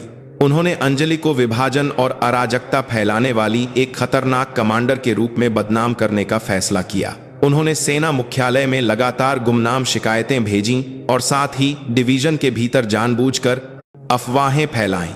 महिला कमांडर का मिजाज बहुत अस्थिर है, उस पर भरोसा नहीं किया जा सकता। जल्द ही ऊपर के दबाव में उसे हटा दिया जाएगा। उसके सुधार अंततः असफल होंगे, जैसी दुर्भावनापूर्ण अफवाहें फैलाई जा रही थीं। अंजलि को इन सभी गतिविधियों की जानकारी थी। उनके कानों तक सब कुछ पहुंच रहा था, लेकिन उन्होंने जल्दबाजी में कोई कदम नहीं उठाया। सांप को पकड़ने के लिए उसके बिल से पूरी तरह बाहर आने तक इंतजार करना पड़ता है। उन्होंने ब्रिगेडियर रवि शर्मा और उनके साथियों को खुद अपनी कब्र खोदने दिया। निर्णायक घटना एक बारिश की रात को घटी। डिवीजन के पास के इलाके में भारी बारिश के कारण नदी में बाढ़ आ गई और एक नागरिक गांव अलग थलग पड़ गया। देर रात जिला प्रशासन से तत्काल नागरिक सहायता का अनुरोध आया। स्थिति की रिपोर्ट मिलने पर अंजलि ने तुरंत इंजीनियरिंग बटालियन और मेडिकल बटालियन को तैयार रहने का आदेश दिया। लेकिन उस दिन कमांड का ढांचा अजीब तरह से धीमी गति से काम कर रहा था। निकलने के लिए आवश्यक उपकरणों और कर्मियों का पता लगाने में देरी हो रही थी और विभिन्न विभागों के बीच समन्वय भी ठीक नहीं था। इसके पीछे ब्रिगेडियर रवि शर्मा थे। वह जानबूझकर बीच की रिपोर्टों को रोककर या दूसरे विभागों पर जिम्मेदारी डालकर चालाकी से कमांड के ढांचे को पंगु बना रहे थे। वह इस घटना के माध्यम से अंजलि की संकट प्रबंधन क्षमता पर दाग लगाना चाहते थे और ऊपर के अधिकारियों को यह साबित करना चाहते थे कि उनका नेतृत्व कितना अक्षम है। लेकिन उनका अनुमान पूरी तरह से गलत निकला। अंजलि उनकी छोटी सोच को पहले ही समझ चुकी थी। ब्रिगेडियर कमांड कंट्रोल रूम में सभी स्टाफ अधिकारियों के सामने अंजलि ने ब्रिगेडियर रवि शर्मा को बुलाया। अभी स्थिति क्या है, रिपोर्ट करो। जी मैम, अभी विभिन्न यूनिटों की तैयारी की स्थिति का पता लगाया जा रहा है। संचार की समस्या के कारण थोड़ी देरी हो रही है, ब्रिगेडियर रवि शर्मा ने शांति से झूठ बोला। अंजलि ने एक ठंडी मुस्कान दी। अजीब बात है, मैंने 10 मिनट पहले खुद जांच की थी तो इंजीनियरिंग बटालियन और मेडिकल बटालियन पूरी तरह से तैयार होकर बस मेरे आदेश का इंतजार कर रही थी। लगता है तुम्हारी घड़ी मेरी घड़ी से अलग समय बताती है। ब्रिगेडियर रवि शर्मा का चेहरा सफेद पड़ गया। उन्होंने कभी नहीं सोचा था कि अंजलि उन्हें दरकिनार करके सीधे अधीनस्थ यूनिटों को निर्देश दे सकती हैं। अंजलि अपनी जगह से उठीं और कमांड कंट्रोल रूम के बीच में खड़ी हो गईं और वहां मौजूद सभी लोगों को संबोधित करते हुए घोषणा की, अभी इसी क्षण से नागरिक सहायता ऑपरेशन का नेतृत्व मैं खुद करूंगी। चीफ ऑफ स्टाफ स्थिति समाप्त होने तक मेरे दफ्तर में प्रतीक्षा करेंगे। किसी भी बाहरी संपर्क या किसी भी निर्देश की अनुमति नहीं है। यह एक आदेश है। यह वास्तव में एक नजरबंदी थी। ब्रिगेडियर रवि शर्मा कुछ भी नहीं बोल सके और मिलिट्री पुलिस के मार्गदर्शन में अपमानजनक तरीके से कमांड कंट्रोल रूम से चले गए। पुरानी व्यवस्था का प्रतीक, दूसरे नंबर का व्यक्ति सबके सामने असहाय होकर बाहर हो गया था। उसके बाद ऑपरेशन तेजी से आगे बढ़ा। अंजलि के स्पष्ट और त्वरित नेतृत्व में शेर डिवीजन के सैनिक बरसती बारिश में अलग थलग पड़े गांव की ओर बढ़े। उन्होंने रात भर तटबंध बनाए, घायल निवासियों को बचाया और राहत सामग्री पहुंचाई। वह खुद भी हेलमेट पहनकर और बरसाती ओढ़कर सैनिकों के साथ कीचड़ में फावड़ा चलाती हुई मौके पर नेतृत्व कर रही थी। जब सुबह हुई तो गांव में स्थिति स्थिर हो गई थी और एक भी व्यक्ति की जान नहीं गई थी। कीचड़ से सने हुए लौट रहे सैनिकों का निवासियों ने गर्मजोशी से तालियों और धन्यवाद के साथ स्वागत किया। यह घटना शेर डिवीजन में बचे हुए अंतिम प्रतिरोधी गुट को पूरी तरह से चुप कराने वाली एक निर्णायक चोट थी। ब्रिगेडियर रवि शर्मा को कर्तव्य की अवहेलना और कमांड के ढांचे में बाधा डालने के आरोप में तत्काल पद से हटा दिया गया और उनके साथ साजिश में शामिल अन्य अधिकारियों को भी महत्वहीन पदों पर भेज दिया गया या सेवानिवृत्त कर दिया गया। आखिरकार शेर डिवीजन पर न पर एक पर ओरे आगे पर परानी और भ्रष्ट परत पूरी तरह से उतर गई। शुद्धिकरण की आग के बाद दर्द और अराजकता तो थी, लेकिन उससे कहीं ज्यादा उम्मीद और नई संभावनाएं पनप रही थीं। अंजलि राख के ढेर पर खड़ी होकर अभी अभी नए सिरे से जन्म ले रहे शेर डिवीजन को देख रही थी। असली लड़ाई अब शुरू होनी थी। पुरानी व्यवस्था के अवशेषों के साफ हो जाने के बाद शेर डिवीजन जैसे लंबे सूखे के बाद बारिश की फुहारों से भीगी हुई धरती की तरह एक नई ऊर्जा से लबरेज हो गया। शुद्धिकरण की प्रक्रिया दर्दनाक थी, लेकिन उसका फल मीठा था। भ्रष्टाचार और अक्षमता के प्रतीक रहे लोगों की जगह जुनून और सिद्धांतों से भरे नए नेताओं ने ले ली और उनकी सकारात्मक ऊर्जा पूरी डिवीजन में तेजी से फैल गई। सबसे बड़ा बदलाव सैनिकों की थाली से शुरू हुआ। नए क्वार्टर मास्टर ने विक्रम राणा के समय में गबन किए जाने वाले राशन के बजट को पूरी तरह से सैनिकों के लिए इस्तेमाल किया। दाल, रोटी और एक अनजान सी सब्जी वाली थाली अब ऐसी जगह बन गई थी जहां हर शाम दावत होती थी और सप्ताहांत में विशेष भोजन के रूप में पिज्जा और चिकन परोसा जाता था। सिर्फ मात्रा ही नहीं, गुणवत्ता भी बदल गई थी। स्थानीय किसानों के साथ सीधे अनुबंध करके ताजी सब्जियां और फल हर दिन आपूर्ति किए जाते थे और पेशेवर रसोइयों को बुलाकर सैनिकों के स्वाद का ध्यान रखा जाता था। आजकल खाने में मजा आता है, बाहर के कैफे का खाना भी इसके सामने फीका लगता है। मेस में बैठे सैनिक खुशी से चिल्लाते थे। अच्छा खाने से सैनिकों के चेहरों पर रौनक आ गई और इसका असर प्रशिक्षण के प्रदर्शन पर भी पड़ा। रहने का माहौल भी नाटकीय रूप से सुधरा। अंजलि ने विक्रम राणा द्वारा घटिया निर्माण की गई बैरकों की पूरी तरह से मरम्मत का आदेश दिया। कमजोर भीतरी दीवारों को तोड़कर मानकों के अनुसार सामग्री से फिर से बनाया गया। बर्फ जैसे ठंडे वॉशरूम में अब गर्म पानी की बौछार वाले आधुनिक शॉवर लग गए थे और बदबूदार शौचालय अब साफ सुथरे और आरामदायक स्थान बन गए थे, जहां आधुनिक सुविधाएं भी थीं। इन सभी बदलावों के केंद्र में अंजलि थीं। वह सिर्फ आदेश देने वाली कमांडर नहीं थीं, वह हर सुबह सैनिकों के साथ परेड ग्राउंड में दौड़ती थीं और दोपहर का भोजन हमेशा सैनिकों के मेस में उन्हीं के साथ वही खाना खाती थीं। उन्होंने सैनिकों के नाम याद किए और उनके घर और सपनों के बारे में पूछा। डिवीजन कमांडर का ऊंचा पद अब सैनिकों के साथ दूरी बनाने वाली दीवार नहीं, बल्कि एक मजबूत सहारा बन गया था जिस पर वे कभी भी भरोसा कर सकते थे। इन बदलावों के बीच एक नई संस्कृति के बीज अंकुरित होने लगे, जिसकी पहले कल्पना भी नहीं की जा सकती थी। उनमें से एक था शेर जूनियर बोर्ड का जन्म। यह सैनिकों में से स्वेच्छा से चुने गए लोगों की एक तरह की सैनिक स्वायत्त समिति थी, जहां पहले की बैरक जीवन सुधार समितियां सिर्फ अधिकारियों की पसंद के सुझाव देने वाली एक खोखली संस्था थीं, वहीं जूनियर बोर्ड अलग था। वे हर महीने नियमित रूप से बैठक करते थे और प्रशिक्षण के तरीकों की समस्याओं, कल्याण सुविधाओं में सुधार की दिशा और यहां तक कि अधिकारियों के नेतृत्व का मूल्यांकन करने जैसे विषयों पर खुलकर चर्चा करते थे, और उस चर्चा का परिणाम बिना किसी संपादन के सीधे डिवीजन कमांडर अंजलि सिंह राजपूत को रिपोर्ट किया जाता था। शुरू में अधिकारियों का विरोध भी हुआ। सैनिक अधिकारियों का मूल्यांकन कैसे कर सकते हैं, इससे सेना का अनुशासन भंग हो जाएगा, जैसी शिकायतें उठने लगीं। लेकिन अंजलि दृढ़ थीं। सेना का अनुशासन अन्याय को छिपाने के लिए आदेश का पालन करो का नाम लेने से भंग होता है, न कि सैनिकों की तर्कसंगत आवाज सुनने से। बल्कि जब हम सबसे निचले स्तर की आवाज को सुनते हैं तो हमारा संगठन और भी स्वस्थ और मजबूत बनता है। जो अधिकारी जूनियर बोर्ड की राय को नजरअंदाज करेगा, उसकी कमांडर के रूप में योग्यता पर सवाल उठाया जाएगा। जूनियर बोर्ड का प्रदर्शन शानदार था। उन्होंने रात की पहरेदारी प्रणाली में सुधार करके सैनिकों के सोने का समय सुनिश्चित करने का प्रस्ताव दिया और इसे अगले ही दिन अपना लिया गया। इसके अलावा पुराने व्यायाम उपकरणों को नए उपकरणों से बदलने के अनुरोध पर अंजलि ने अपने कमांडर फंड से तुरंत इसे पूरा किया। सैनिकों को यह महसूस होने लगा कि उनकी आवाज वास्तव में यूनिट को बदल रही है, जिससे उनमें गर्व और जिम्मेदारी की भावना बढ़ी। वे अब निष्क्रिय आदेशों का पालन करने वाले नहीं, बल्कि यूनिट के एक सक्रिय सदस्य बन रहे थे। एक और बीज था ज्ञान साझाकरण आंदोलन। अंजलि ने इस बात पर ध्यान दिया कि कई सैनिक समाज में विभिन्न प्रतिभाओं और अनुभवों के साथ सेना में आए हैं। उन्हें दुख था कि उनकी प्रतिभा सैन्य सेवा के दौरान बर्बाद हो रही है। उनके सुझाव पर शाम के रोल कॉल के बाद बैरकों में ज्ञान साझाकरण अध्ययन समूह स्वेच्छा से आयोजित किए जाने लगे।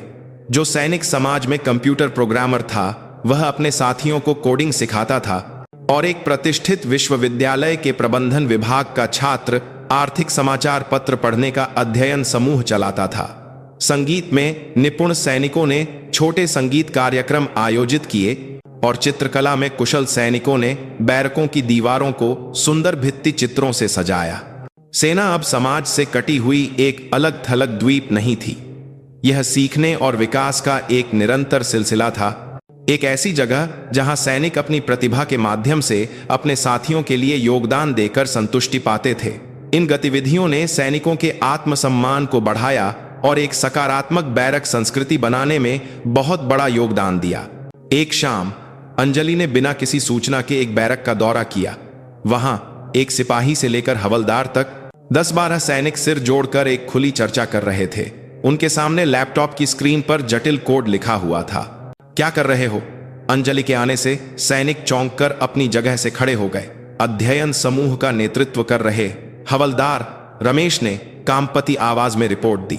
जय हिंद मैम, हम अपने द्वारा विकसित किए गए बचे हुए गोला बारूद प्रबंधन कार्यक्रम पर चर्चा कर रहे थे। बचे हुए गोला बारूद प्रबंधन कार्यक्रम? जी मैम, हमने सोचा कि वर्तमान में हाथ से किया जाने वाला फायरिंग अभ्यास के बाद बचे हुए गोला बारूद का प्रबंधन अक्षम है और इसमें त्रुटि की संभावना अधिक है। इसलिए मैंने अपने ज्ञान का उपयोग करके एक ऐसा कार्यक्रम बनाया है जो बारकोड का उपयोग करके वास्तविक समय में स्टॉक का पता लगा सकता है और स्वचालित रूप से हिसाब किताब कर सकता है। अगर यह पूरा हो गया तो यह प्रशासनिक बर्बादी को कम करेगा और गोला बारूद के नुकसान के जोखिम को भी रोकेगा। अंजलि हैरान रह गई। एक हवलदार डिवीजन की एक पुरानी समस्या को हल करने के लिए स्वेच्छा से एक अभिनव प्रणाली विकसित कर रहा था। उन्होंने हवलदार रमेश से कार्यक्रम के कामकाज के सिद्धांत को गंभीरता से सुना और फिर उसके कंधे पर थपथपाते हुए कहा, बहुत बढ़िया, सच में बहुत बढ़िया। तुम्हारे जैसे सैनिक ही हमारे शेर डिवीजन की उम्मीद और भविष्य हैं। मैं तुरंत संबंधित विभाग से बात करके इस कार्यक्रम को पूरी डिवीजन में लागू करने के लिए सहायता प्रदान करूंगी। अगर किसी भी चीज की जरूरत हो तो बताना। अंजलि की आंखों में गहरी भावना और विश्वास था। उनके बोए हुए नए बीज अब उनकी कल्पना से भी बढ़कर फल दे रहे थे। शेर डिवीजन अब सिर्फ आदेशों और नियंत्रण से चलने वाला एक कठोर संगठन नहीं था। यह नीचे से उठने वाले स्वैच्छिक जुनून और रचनात्मकता से भरा एक जीवित और सांस लेने वाला जीव बन रहा था। जब नई बदलाव की हवा पूरे शेर डिवीजन को अपनी आगोश में ले रही थी, तब एक अप्रत्याशित जगह से अतीत का एक भूत जाग उठा। यह विक्रम राणा और समीर जोशी द्वारा छोड़े गए भ्रष्टाचार और अक्षमता का अवशेष था, जो एक टाइम बम की तरह बिल्कुल अलग रूप में फटा। घटना डिवीजन की मुख्य मरम्मत इकाई वर्कशॉप में शुरू हुई। एक दोपहर एक टैंक के इंजन की मरम्मत के दौरान टैंक के ढांचे को उठाने वाली एक बड़ी हाइड्रोलिक लिफ्ट अचानक खराब हो गई।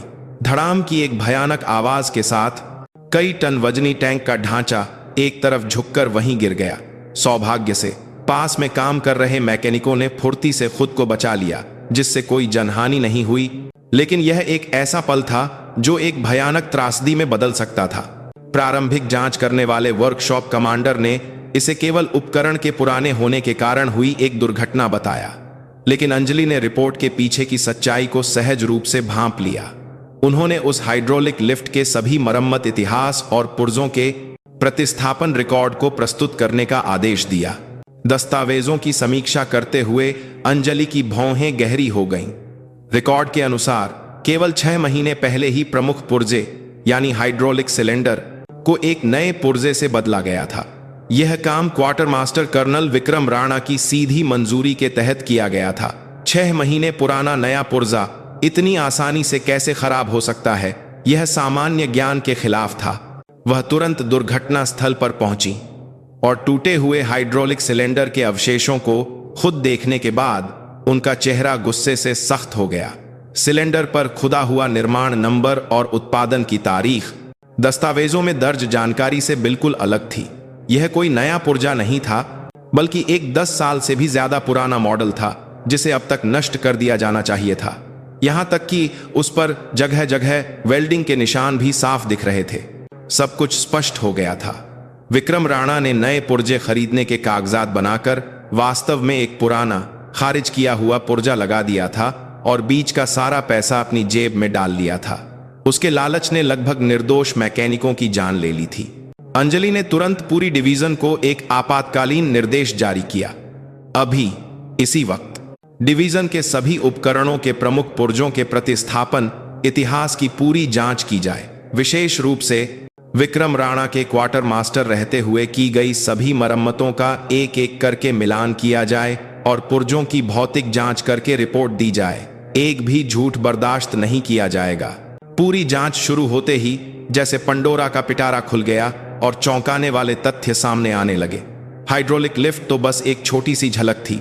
टैंक के दूरबीन, बख्तरबंद गाड़ी के संचार उपकरण और यहां तक कि फील्ड अस्पताल के वेंटिलेटर तक अनगिनत उपकरणों के प्रमुख पुर्जे नए की बजाय पुराने या मरम्मत किए हुए पुर्जों से बदले गए थे। कागजात पूरी तरह से फर्जी थे और घोटाले का पैमाना कल्पना से परे था।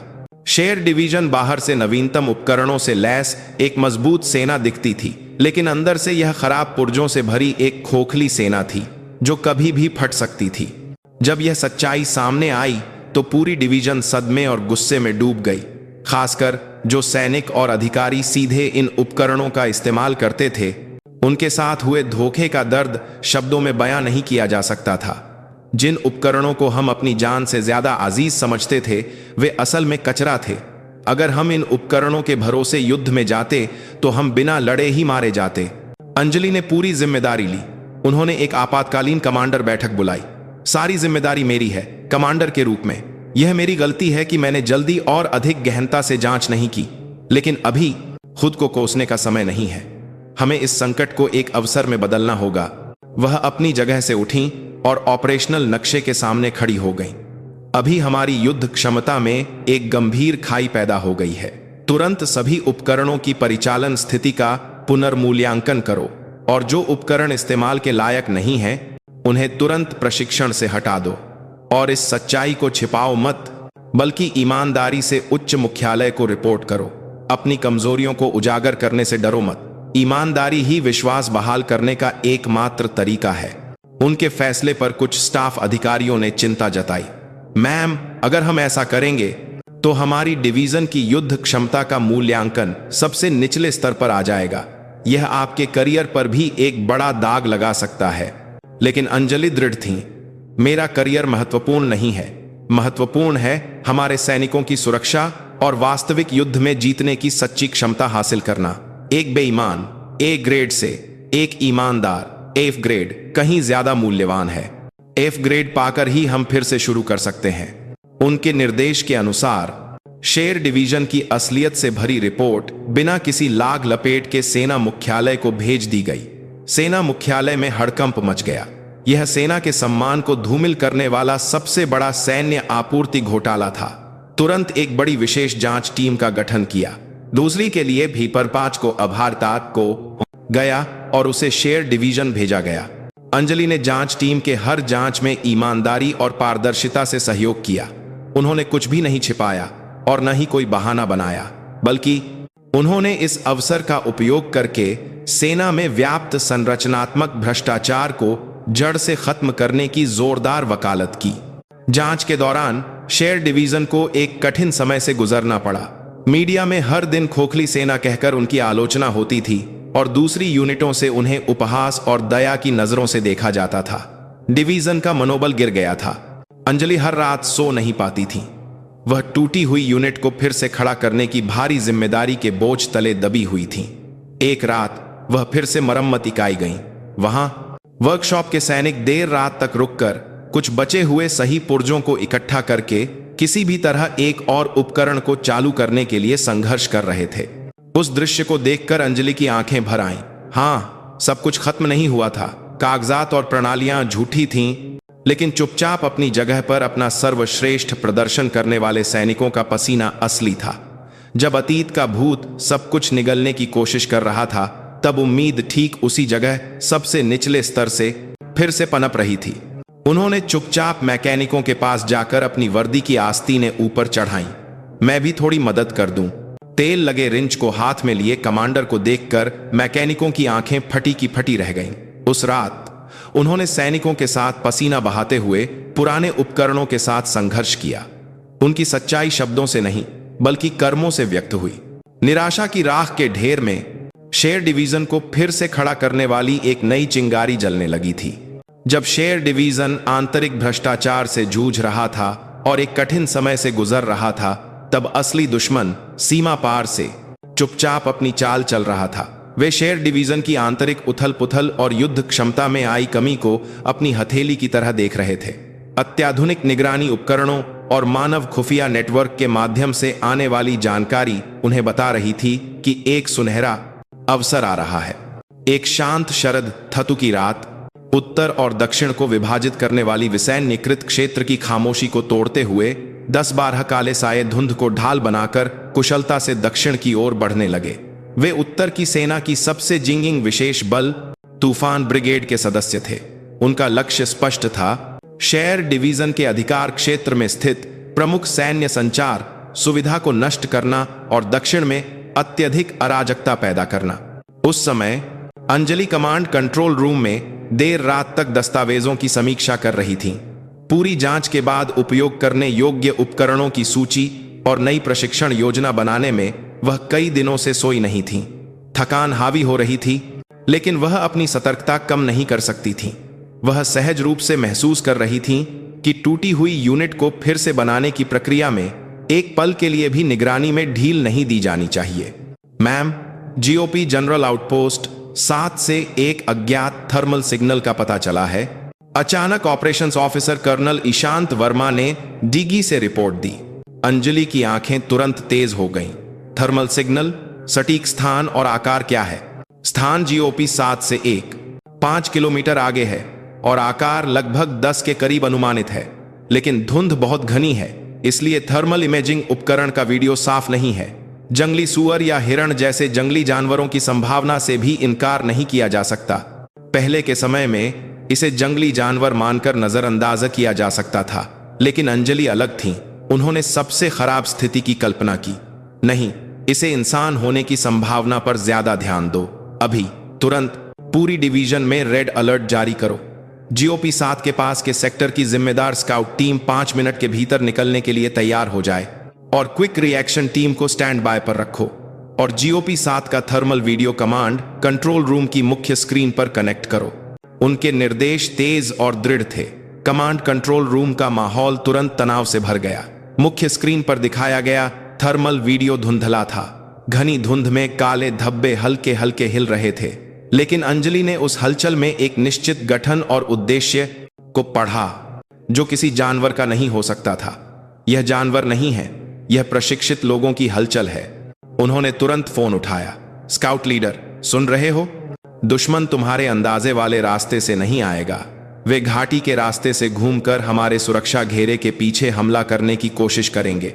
2 टीमों में बंटकर एक घेरा बनाओ और पहले गोली मत चलाना। उन्हें जितना हो सके पास आने दो और जिंदा पकड़ने की कोशिश करो। उनका अनुमान सटीक था।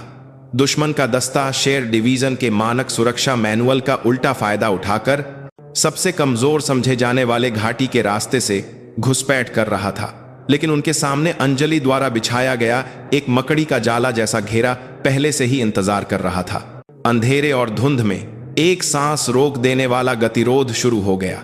स्काउट टीम के सदस्य चट्टानों और पेड़ों के पीछे छिपकर चुपचाप आ रहे दुश्मन का इंतजार करने लगे। उनका दिल जोर जोर से धड़क रहा था, लेकिन उनकी आंखों में डर की बजाय एक दृढ़ संकल्प था। यह यथार्थवादी प्रशिक्षण से प्राप्त आत्मविश्वास था। आखिरकार जब दुश्मन का दस्ता घेरे के ठीक बीच में आ गया, अभी आत्मसमर्पण कर दो, तुम पूरी तरह से घिर चुके हो। चारों तरफ से लाउड स्पीकर की आवाज के साथ दर्जनों फ्लेयर्स ने रात के आसमान को दिन की तरह रोशन कर दिया। अचानक हुई इस स्थिति से दुश्मन का दस्ता घबरा गया।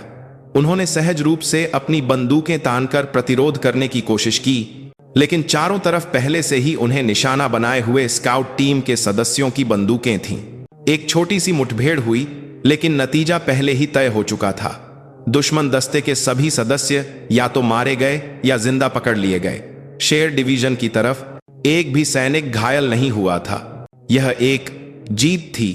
सुबह होते ही यह खबर पूरे देश में फैल गई।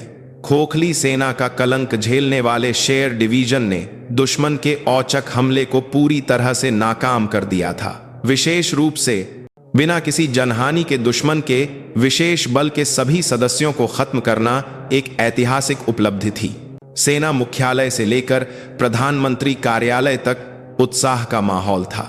कल तक जो लोग अंजलि को पद से हटाने की बात कर रहे थे, वे अब उनकी उत्कृष्ट नेतृत्व क्षमता की प्रशंसा कर रहे थे। लेकिन अंजलि खुश नहीं थी।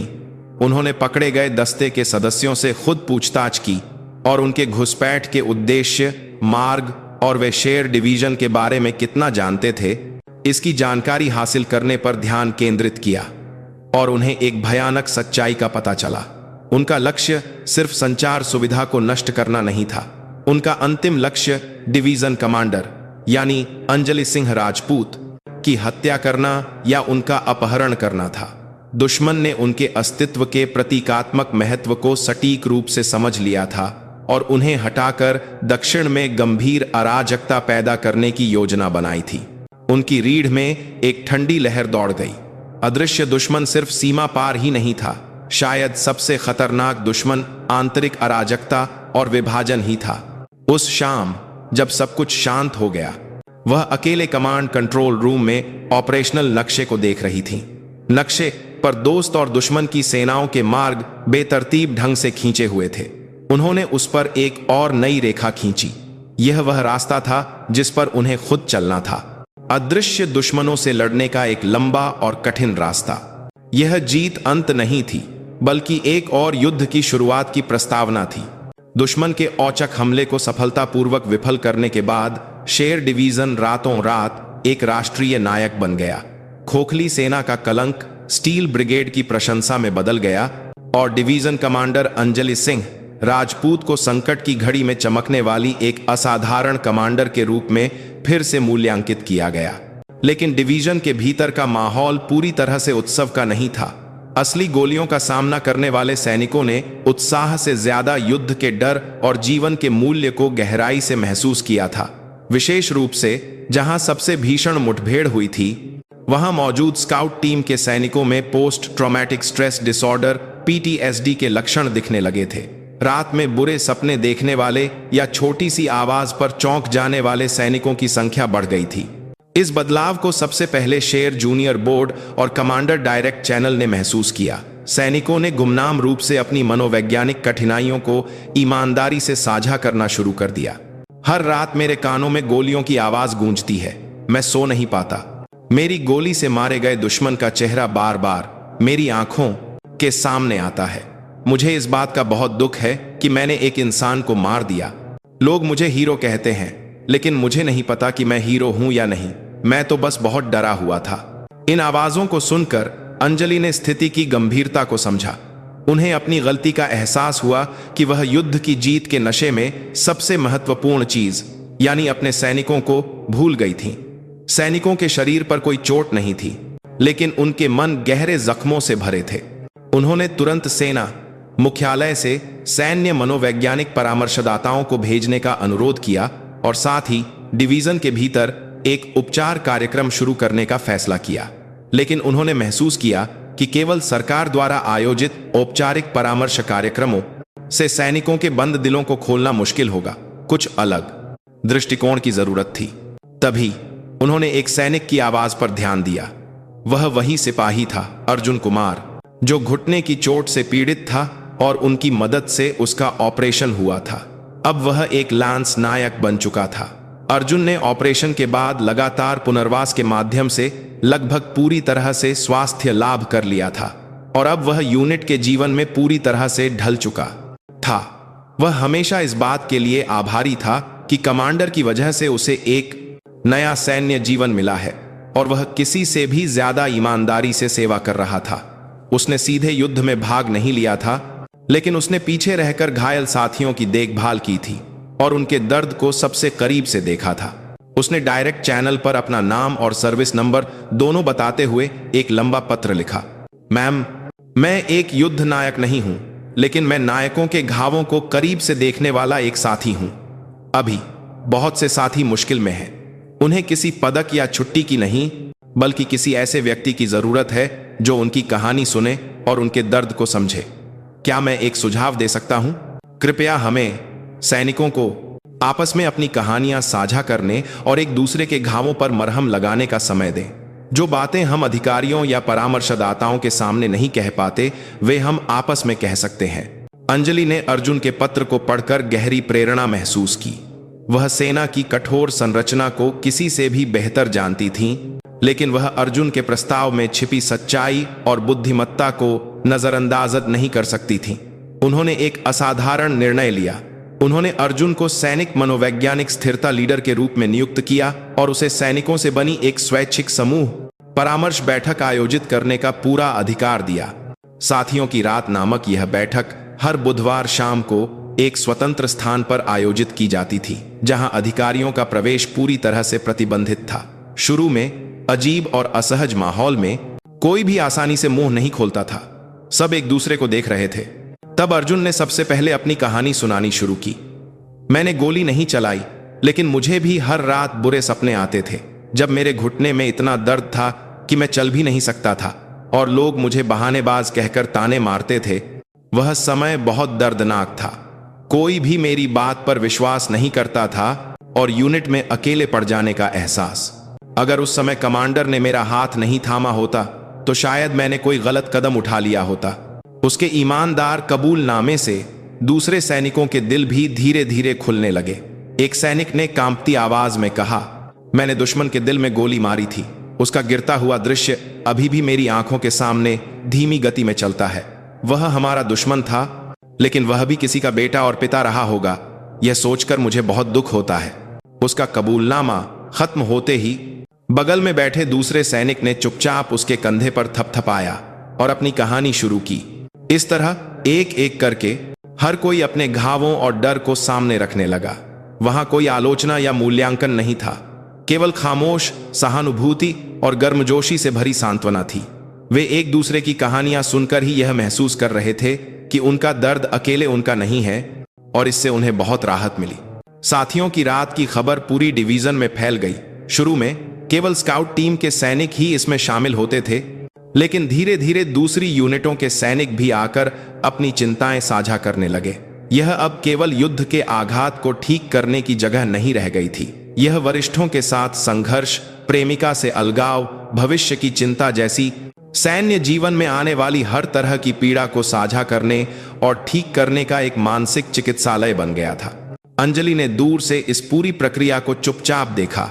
उन्होंने साथियों की रात की बैठक में कोई हस्तक्षेप नहीं किया। उन्होंने बस यह सुनिश्चित किया कि उन्हें पर्याप्त नाश्ता और गर्म पेय पदार्थ मिले। एक दिन अर्जुन उनसे मिलने आया। उसके चेहरे पर पहले की तरह उदासी की बजाय आत्मविश्वास और शांति थी। धन्यवाद मैम, हमें यह अवसर देने के लिए। हम अब ठीक हैं। नहीं, हम पहले से ज्यादा मजबूत हो गए हैं। अब हम जानते हैं असली ताकत अच्छी तरह से गोली चलाना नहीं, बल्कि एक साथी के दर्द को साझा करने का साहस है। अंजलि ने अर्जुन के बड़े हुए रूप को देखकर मुस्कुराया। उन्हें एहसास हुआ उनके बोए हुए बीज अब खुद फल दे रहे थे, और वे फल फिर से नए बीज फैला रहे थे। जिस मजबूत लेकिन मानवीय सेना को वह बनाना चाहती थीं, उसका रूप ठीक यही था। एक साधारण सैनिक की आवाज ने हजारों दिलों को ठीक किया था और पूरी यूनिट को और भी मजबूत बना दिया था। शेर डिवीजन अब किसी भी बाहरी हमले या आंतरिक परीक्षण से आसानी से न हिलने वाली एक मजबूत जड़ जमा चुका था। उस साल सर्दियों में शेर डिवीजन में न्याबुचना जल्दी और कड़ाके की ठंड पड़ी। अंजलि ने सैनिकों के लिए गर्म कपड़ों की व्यवस्था को सर्वोच्च प्राथमिकता दी। इसीलिए बैरकों में रहने में कोई कठिनाई नहीं हुई। लेकिन सबसे अग्रिम मोर्चे की प्रकृति, जैसे मनुष्य की तैयारियों का मजाक उड़ा रही हो, ने अपना विशाल रूप दिखाया। घटना उस दिन शुरू हुई जब मौसम विज्ञान के इतिहास में सबसे भीषण बर्फबारी ने पहाड़ी इलाके को ढक लिया। कुछ ही घंटों में 1 मीटर से ज्यादा बर्फ गिर गई। दुनिया सफेद खामोशी में डूब गई थी और शेर डिवीजन बाहरी दुनिया से पूरी तरह से कटकर एक द्वीप बन गया था। डिवीजन तक जाने वाली सभी सड़कें बंद हो गईं और संचार नेटवर्क भी रुक रुक कर काम कर रहा था। बिजली आ जा रही थी, लेकिन यह कभी भी पूरी तरह से कट सकती थी। यह एक वास्तविक आपदा की स्थिति थी। अंजलि ने तुरंत पूरी डिवीजन में उच्चतम स्तर की सतर्कता का आदेश दिया और कमांड मुख्यालय को एक आपातकालीन प्रतिक्रिया केंद्र में बदल दिया। कमांड कंट्रोल रूम की बड़ी स्क्रीन पर प्रत्येक यूनिट का स्थान और उसकी पंता जो स्थिति लाल बिंदुओं से चिह्नित थी। सबसे गंभीर समस्या एक 0 मीटर से ज्यादा ऊंचाई पर स्थित स्वतंत्र चौकियों और पोस्टों की थी। वहां बर्फ हटाने वाले उपकरणों का पहुंचना असंभव था और उन्हें केवल अपने भंडारित ईंधन और राशन के सहारे ही रहना था, जो कि एक जीवन मरण की स्थिति थी। मैम, 755 आर्टिलरी बैटरी से संपर्क टूट गया है। अंतिम संदेश यह था कि यूनिट के पास हिमस्खलन हुआ है। अल्फा पोस्ट से एक आपातकालीन मरीज की रिपोर्ट है। अपेंडिसाइटिस का संदेह है और तुरंत ऑपरेशन की जरूरत है, लेकिन हेलीकॉप्टर उड़ान नहीं भर सकता। कमांड कंट्रोल रूम में निराशाजनक रिपोर्टें लगातार आ रही थीं। स्टाफ अधिकारियों के चेहरों पर घबराहट और डर था। प्रकृति की इस विशाल शक्ति के सामने ऐसा लग रहा था जैसे इंसान कुछ नहीं कर सकता। लेकिन अंजलि शांत थीं। उनकी आंखों में डर की बजाय इस संकट को हर हाल में पार करने का एक स्टील जैसा दृढ़ संकल्प था। उन्होंने पिछले कमांडरों की तरह बिना सोचे समझे उच्च मुख्यालय से मदद नहीं मांगी और न ही घबराई। उन्होंने सबसे पहले सबसे बुनियादी चीजों का ध्यान रखा। पूरी डिवीजन को सूचित किया जाता है, अभी से सभी अनावश्यक हीटिंग उपकरणों का उपयोग बंद कर दें और ईंधन और आपातकालीन भोजन की स्थिति हर 30 मिनट में रिपोर्ट करें। प्रत्येक यूनिट कमांडर सैनिकों के स्वास्थ्य और मनोवैज्ञानिक स्थिति का सर्वोच्च प्राथमिकता से पता लगाए और उन्हें यह समझाए कि यह स्थिति कम से कम 1 सप्ताह तक चल सकती है। घबराना ही हमारा सबसे बड़ा दुश्मन है। उनकी आवाज टूटते हुए संचार नेटवर्क के माध्यम से हर यूनिट तक पहुंची और घबराए हुए सैनिकों के दिलों को संभालने का काम किया। इसके बाद उन्होंने दिखावे के नहीं बल्कि सबसे व्यावहारिक समाधान खोजने शुरू किए। अपेंडिसाइटिस के मरीज वाली अल्फा पोस्ट। अगर हेलीकॉप्टर नहीं उड़ सकता तो इंसान को खुद जाना होगा। स्काउट बटालियन से सबसे अनुभवी सैनिकों की एक विशेष टीम बनाओ जिन्हें कड़ाके की ठंड में प्रशिक्षण का अनुभव हो। एक सैन्य डॉक्टर और एक मेडिकल सहायक को शामिल करो और न्यूनतम आपातकालीन सर्जिकल उपकरण और दवाइयां लेकर पैदल भेजो। कोई रास्ता नहीं है, लेकिन रास्ता बनाया जा सकता है। बर्फ हटाने वाले उपकरणों की बजाय सैनिकों के फावड़ों और कुदालों से रास्ता खोलो।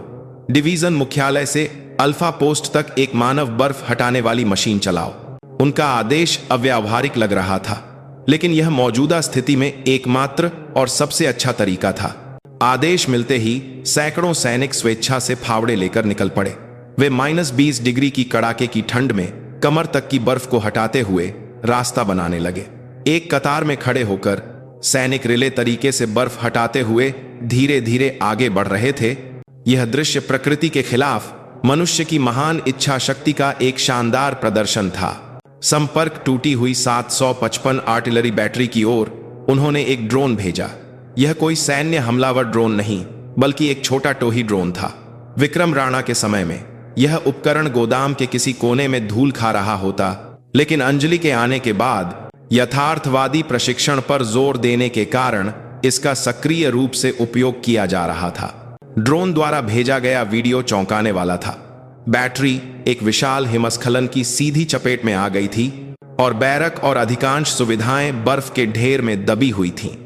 लेकिन सौभाग्य से सैनिक सुरक्षित थे। वे, जैसा कि उन्होंने हिमस्खलन से बचाव के अभ्यास में सीखा था, सबसे सुरक्षित इमारत यानी गोला बारूद के गोदाम में चले गए थे। समीर जोशी के समय में यह सोचना भी असंभव था। दिखावे के प्रशिक्षण की बजाय वास्तविक आपदा की स्थिति को ध्यान में रखकर किए गए यथार्थवादी प्रशिक्षण ने सैनिकों की जान बचाई थी। अंजलि ने ड्रोन में लगे स्पीकर के माध्यम से उन्हें एक संदेश भेजा। 755 बैटरी के सैनिक, सुन रहे हो? मैं कमांडर बोल रही हूं। तुम अकेले नहीं हो, हम तुम्हें देख रहे हैं। बचाव दल के आने तक शांति से इंतजार करो, हम तुम्हें जरूर बचा लेंगे। अंधेरे और ठंड में फंसे निराश हो रहे बैटरी के सैनिकों के लिए कमांडर की आवाज स्वर्ग से आई एक राहत की आवाज की तरह थी। उन्होंने खुशी से चिल्लाते हुए एक दूसरे को गले लगा लिया। रात गहरी हो गई। सफेद खामोशी ने दुनिया पर राज कर लिया। अंजलि कमांड कंट्रोल रूम की कुर्सी पर बैठी हुई जाग कर रात बिता रही थी। वह सिर्फ आदेश नहीं दे रही थी, वह फंसे हुए सैनिकों की भावनाओं को समझने की कोशिश कर रही थी। वह नियमित रूप से प्रत्येक यूनिट से सीधे बात करती थी और उनका उत्साह बढ़ाती थी। मैं जानती हूं कि यह मुश्किल है, ठंड और डर लग रहा होगा, लेकिन याद रखना, हम शेर हैं। हम इतनी सी ठंड में घुटने टेकने वाले कमजोर जानवर नहीं हैं। सुबह होने तक अपने साथियों पर विश्वास करो और डटे रहो। उनकी सच्ची आवाज ठंडी रेडियो तरंगों के माध्यम से सैनिकों के दिलों में एक गर्म चिंगारी जला रही थी। यह जानकर कि कमांडर भी उनके साथ जाग रही हैं, उन्हें बहुत हिम्मत मिली। शेर डिवीजन इस तरह एक कड़ाके की ओर लंबी सफेद रात को एक साथ सहन कर रहा था। बर्फ में फंसे हुए चौथे दिन की रात शेर डिवीजन एक जीवन मरण के संकट का सामना कर रहा था। रुक रुक कर आ रही बिजली की आपूर्ति आखिरकार पूरी तरह से बंद हो गई और पूरी डिवीजन अंधेरे में डूब गई। आपातकालीन जनरेटर चालू किए गए थे, लेकिन वे केवल कमांड कंट्रोल रूम और मेडिकल यूनिट जैसी प्रमुख सुविधाओं को न्यूनतम बिजली की आपूर्ति कर रहे थे। अधिकांश सैनिकों को ठंडे स्लीपिंग बैग और एक दूसरे की गर्मी के सहारे कड़ाके की रात काटनी पड़ रही थी। स्थिति को और भी बदतर बना दिया था बाहरी दुनिया से पूरी तरह से टूट चुके संचार ने। अब शेर डिवीजन सचमुच एक विशाल समुद्र में फंसे एक अकेले जहाज की तरह था। न तो उच्च मुख्यालय और न ही पास की यूनिटों को उनके जीवित होने की कोई खबर थी। तभी कमांड कंट्रोल रूम की आपातकालीन लाइन पर एक हल्का सा सिग्नल मिला। यह डिवीजन के सबसे गहरे जंगल में दुश्मन के साथ सबसे नजदीकी सीमा पर स्थित निगरानी चौकी ईगल जीपी से भेजा गया अंतिम डेसेस्पेरे रिपोर्ट था। खच, यह ईगल है, दुश्मन की तरफ। खच खच, हलचल, असामान्य है। फ्लेयर, पुष्टि। वेरी आर, जात में। संचार वहीं खत्म हो गया। कमांड कंट्रोल रूम के सभी स्टाफ अधिकारियों के चेहरे सफेद पड़ गए। इस सबसे खराब आपदा की स्थिति का फायदा उठाकर दुश्मन द्वारा हमले की संभावना पैदा हो गई थी। अगर दुश्मन ने एक पूर्ण पैमाने पर हमला शुरू कर दिया तो अलग थलग और बिखरा हुआ शेर डिवीजन असहाय होकर हार जाएगा। मैम, हमें तुरंत पूरी डिवीजन को युद्ध के लिए तैयार रहने का आदेश देना चाहिए, लेकिन संचार बंद होने की स्थिति में आदेश कैसे पहुंचाएंगे? इस तरह तो हम एक एक करके मारे जाएंगे। स्टाफ अधिकारी अत्यधिक भ्रम और डर में घिरकर चिल्लाने लगे, लेकिन अंजलि उस पल में भी आश्चर्यजनक रूप से शांत थीं। उन्होंने सबको शांत कराया और फिर धीमी लेकिन दमदार आवाज में कहा, घबराना ही वह चीज है जो दुश्मन सबसे ज्यादा चाहता है। शांत रहो। वह ऑपरेशनल नक्शे के पास गईं और सभी स्टाफ अधिकारियों के देखते हुए एक अविश्वसनीय निर्णय लिया। हम अभी दुश्मन के इरादे को ठीक से नहीं जानते। यह एक पूर्ण युद्ध का संकेत है या हमारी अराजकता को बढ़ाने के लिए एक धोखा, यह तय नहीं किया जा सकता। ऐसी स्थिति में जल्दबाजी में पूरी सेना को हिलाना सबसे बुरा परिणाम ला सकता है। हम अपने सिद्धांतों के अनुसार चलेंगे। उन्होंने operations officer colonel Ishant Verma की ओर देखा। कर्नल वर्मा, क्या तुम्हें हमारी डिवीजन की नई ऑपरेशनल योजना प्लान बी याद है? कर्नल ईशांत वर्मा की आंखें बड़ी हो गईं। प्लान बी अंजलि के आने के तुरंत बाद सबसे खराब स्थिति की कल्पना करके बनाया गया एक आपातकालीन ऑपरेशनल प्लान था, जिसमें मौजूदा ऊपर से नीचे की कमांड प्रणाली पूरी तरह से विफल हो जाती। इसका मूल विकेंद्रीकृत कमांड और स्वायत्त प्रतिक्रिया था, यानी अगर डिवीजन मुख्यालय से संपर्क टूट भी जाए तो प्रत्येक अधीनस्थ यूनिट स्वतंत्र रूप से निर्णय लेकर अपने जिम्मेदार क्षेत्र में सबसे अच्छा रक्षात्मक ऑपरेशन करेगी। यह एक अत्यंत असाधारण अवधारणा थी। प्रत्येक यूनिट प्लान बी के अनुसार कार्य करने के लिए पहले से ही प्रशिक्षित है। उन्हें पता है कि कमांडर के आदेश के बिना भी उन्हें क्या करना है। हमें उन पर विश्वास करना होगा। लेकिन मैम, यह बहुत जोखिम भरा जुआ है। प्रशिक्षण और वास्तविक युद्ध में फर्क होता है। एक स्टाफ अधिकारी ने विरोध किया, लेकिन अंजलि का निर्णय दृढ़ था। यह जुआ नहीं, विश्वास है। यह मेरे सैनिकों पर मेरा विश्वास है, जिसे मैंने पिछले कुछ महीनों में मेहनत से बनाया है, और यह उनके द्वारा मुझे दिखाए गए विश्वास का मेरा जवाब है। उन्होंने अपने निर्णय पर अमल किया। डिवीजन मुख्यालय ने अब प्रत्येक यूनिट को यह बताने से रोक दिया कि क्या करना है। इसके बजाय उन्होंने सीमित संचार संसाधनों का उपयोग करके अधिक से अधिक जानकारी इकट्ठा करने और प्रत्येक यूनिट को सही निर्णय लेने में मदद करने पर ध्यान केंद्रित किया। यह एक कमांडर के रूप में लिया जा सकने वाला सबसे कठिन निर्णय था, नियंत्रण को छोड़कर सब कुछ स्वायत्तता पर छोड़ देना। यह उनके नेतृत्व की असली परीक्षा का क्षण था। रात और भी गहरी हो गई। कमांड कंट्रोल रूम में समय बेहद धीमी गति से बीत रहा था। सब सांस रोके अंधेरे से आने वाली संभावित तोप की आवाज का इंतजार कर रहे थे। उधर प्रत्येक यूनिट में प्लान बी चुपचाप लेकिन व्यवस्थित रूप से लागू किया जा रहा था। नए रेजिमेंट और बटालियन कमांडरों ने अंजलि के दर्शन को अपनाते हुए अपने अधीनस्थों के साथ लगातार संवाद करते हुए सबसे तर्कसंगत रक्षा योजनाएं बनाई। जिस ईगल जीपी के पास दुश्मन की हलचल देखी गई थी, वहां की स्काउट टीम ने मुख्यालय के आदेश के बिना ही स्वेच्छा से एक घात लगाकर दुश्मन के संभावित घुसपैठ के रास्ते को रोक दिया। हिमस्खलन से फंसी 755 आर्टिलरी बैटरी के सैनिकों ने खुद ही अपने हथियार जांचे और रक्षात्मक मोर्चे बनाए। वे अब निष्क्रिय बचाव के पात्र नहीं, बल्कि अपने स्थान की रक्षा करने वाले सक्रिय योद्धा थे। अपेंडिसाइटिस के मरीज को ले जाने के लिए बर्फ का रास्ता बना रही विशेष टीम ने मरीज को ले जाने के साथ साथ आसपास के क्षेत्र की निगरानी का काम भी किया। सभी यूनिटें जैसे एक विशाल जीव की कोशिकाएं केंद्रीय नियंत्रण के बिना भी अपनी अपनी जगह पर अपनी भूमिका को सटीक रूप से निभा रही थीं। यह वही सोचने वाली सेना का रूप था जिसे अंजलि बनाना चाहती थीं। झूठ और हेरफेर से भरे अतीत के शेर डिवीजन में यह एक ऐसा दृश्य था जिसकी कल्पना भी नहीं की जा सकती थी। सबसे लंबी रात बीत गई और आखिरकार पूर्व में आसमान हल्का हल्का रोशन होने लगा। रात भर सबको डराने वाली तोप की आवाज आखिरकार नहीं आई। सुबह होने के बाद पता चला कि दुश्मन की हलचल एक पूर्ण युद्ध नहीं, बल्कि शेर डिवीजन की प्रतिक्रिया का परीक्षण करने के लिए एक सीमित सैन्य प्रदर्शन था, और शेर डिवीजन ने उस परीक्षा को पूरी तरह से पास कर लिया था। संचार बहाल हो गया और प्रत्येक यूनिट से क्षति की रिपोर्ट आने लगी। आश्चर्यजनक रूप से उस लंबी और अराजक रात के दौरान एक भी जनहानि या एक भी उपकरण का नुकसान नहीं हुआ था। जब सब राहत की सांस ले रहे थे, तभी कमांड कंट्रोल रूम का दरवाजा खुला और कीचड़ और बर्फ से सने सैनिकों का एक समूह अंदर आया। यह अपेंडिसाइटिस के मरीज को ले जा रही विशेष टीम थी। वे पूरे 2 दिन और 2 रात चलकर आखिरकार मरीज को डिवीजन मेडिकल यूनिट तक सुरक्षित ले आए थे। उनके थके हुए चेहरों को देखकर अंजलि की आंखें अनजाने में ही भर आईं।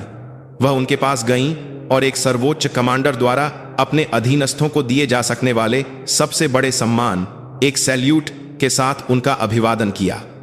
धन्यवाद, तुम ही असली शेर के योद्धा हो। सबसे लंबी और सबसे अंधेरी रात बीत गई और शेर डिवीजन में पहले से कहीं ज्यादा उज्जवल और उम्मीद भरी सुबह हो रही थी। उन्होंने सबसे बड़े संकट को सबसे बड़ी जीत में बदल दिया था। सबसे लंबी रात बीतने के बाद मौसम चमत्कारिक रूप से खुलने लगा, जैसे आसमान शेर डिवीजन के संघर्ष से प्रभावित हो गया हो। सूरज की किरणें बरसने लगीं और मोटी जमी हुई बर्फ पिघलने लगी। बर्फ पिघल रही थी।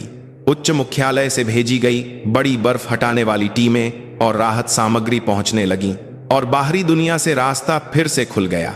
सेना प्रमुख सहित सेना के वरिष्ठ अधिकारी हेलीकॉप्टर से सीधे शेर डिवीजन का दौरा करने आए। शुरू में वे इस बर्फबारी के कारण डिवीजन को हुए भारी नुकसान और अराजकता को लेकर चिंतित थे, लेकिन उन्होंने जो दृश्य देखा वह उनकी उम्मीदों से बिल्कुल अलग था। शेर डिवीजन शांत और व्यवस्थित था। सैनिकों के चेहरों पर थकान थी, लेकिन उनकी आंखों में एक ऐसा मजबूत आत्मविश्वास और गर्व था जो केवल संकट पर विजय पाने वालों में ही हो सकता है। डिवीजन में कहीं भी निराशा या हताशा का कोई निशान नहीं था। सेना प्रमुख ने अंजलि के मार्गदर्शन में डिवीजन के विभिन्न हिस्सों का दौरा किया। उन्होंने हिमस्खलन स्थल पर खुद ही अपने मोर्चे मजबूत कर रहे आर्टिलरी बैटरी के सैनिकों को देखा और अपेंडिसाइटिस के मरीज को बचाने के लिए अपनी जान जोखिम में डालने वाली विशेष टीम के सदस्यों से मिलकर उनका उत्साह बढ़ाया। उन्होंने सैनिकों से बातचीत के माध्यम से जाना कि वे केवल आदेशों का पालन नहीं कर रहे थे, बल्कि अपनी अपनी जगह पर खुद निर्णय ले रहे थे और जिम्मेदारी से काम कर रहे थे। विशेष रूप से उन्हें जो बात सबसे ज्यादा प्रभावित की वह थी कमांडर और सैनिकों के बीच बना गहरा विश्वास और बंधन।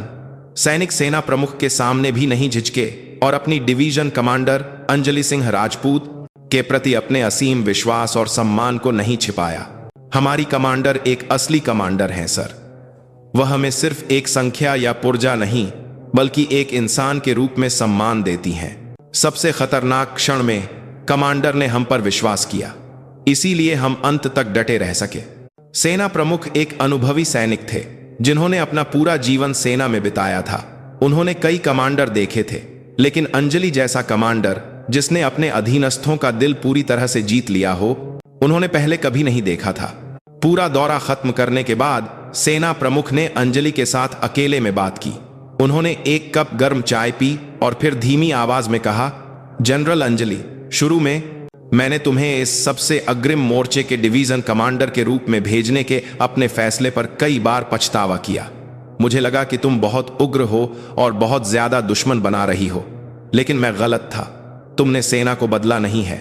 वह एक पल के लिए खिड़की के बाहर उत्साह से काम कर रहे सैनिकों को देखने लगे। तुमने बस सेना को उसकी असली जगह पर वापस ला दिया है। भ्रष्टाचार, झूठी रिपोर्टों और दिखावे के प्रशिक्षण के पीछे छिपे सेना के असली चेहरे को तुमने फिर से खोज निकाला है। तुमने सच में एक बहुत बड़ा काम किया है। यह एक वरिष्ठ द्वारा अपने अधीनस्थ को दी जा सकने वाली सबसे बड़ी प्रशंसा थी। अंजलि ने बिना कुछ कहे सिर झुका लिया। उनके दिल में पिछले कुछ महीनों का समय एक फिल्म की तरह घूम गया। पदभार ग्रहण करने के पहले दिन की ठंडी निगाहें, विक्रम राणा के साथ टकराव, समीर जोशी का पाखंड, अदृश्य दुश्मनों की बाधाएं और इन सब पर एक साथ विजय पाने वाले अनगिनत गुमनाम सैनिकों के चेहरे। उनके सुधार अभी खत्म नहीं हुए थे। भविष्य में भी कई चुनौतियां और परीक्षण इंतजार कर रहे थे। लेकिन अब वह आश्वस्त थीं। उनके बोए हुए बीज कड़ाके की सर्दियों को पार करके आखिरकार एक मजबूत जड़ जमा चुके थे। कुछ दिनों बाद शेर डिवीजन के परेड ग्राउंड में एक छोटा लेकिन सार्थक समारोह आयोजित किया गया। यह इस बर्फबारी के संकट पर काबू पाने में योगदान देने वाले सैनिकों के लिए एक सम्मान समारोह था। मंच पर चढ़कर अंजलि ने पदक या प्रशस्ति पत्र देने की बजाय विशेष रूप से बनाए गए छोटे मेडल एक एक करके हर सैनिक के गले में पहनाए। मेडल पर एक शेर के बहादुर चेहरे के साथ "मैं अपने साथी पर विश्वास करता हूं, ई ट्रस्ट माई कॉमरेड" का नारा खुदा हुआ था। उन्होंने माइक के सामने खड़े होकर अंत में कहा, आप सब हीरो हैं, लेकिन आपको हीरो बनाने वाली कोई अलौकिक शक्ति नहीं है। यह वह दिल है जिसने अपने बगल में खड़े साथी पर विश्वास किया और अपने कर्तव्य को अंत तक नहीं छोड़ा। यही विश्वास किसी भी अत्याधुनिक हथियार से ज्यादा शक्तिशाली हमारे शेर डिवीजन की असली ताकत है। इस सच्चाई को कभी मत भूलना। उनका भाषण खत्म होते ही परेड ग्राउंड में तालियों और जयकारों की गड़गड़ाहट गूंज उठी। यह सिर्फ डिवीजन कमांडर के लिए उत्साह नहीं था, यह उन साथियों का एक दूसरे के प्रति गर्मजोशी से भरा प्रोत्साहन था जिन्होंने एक साथ एक कठिन परीक्षा को पार किया था और यह नए सिरे से जन्म ले रहे शेर डिवीजन की भविष्य की ओर एक उम्मीद की दहाड़ थी। गर्म वसंत के नीचे शेर डिवीजन की मोटी बर्फ पूरी तरह से पिघल रही थी और उसकी जगह एक मजबूत और गर्म नदी जिसे कुछ भी जमा नहीं सकता था बहने लगी थी।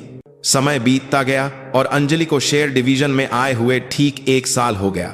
इस दौरान शेर डिवीजन पूरी तरह से एक नई यूनिट के रूप में पुनर्जन्म ले चुका था। सैन्य आपूर्ति में भ्रष्टाचार और घटिया निर्माण के घाव पूरी तरह से भर चुके थे और उनकी जगह एक पारदर्शी और कुशल प्रणाली ने ले ली थी।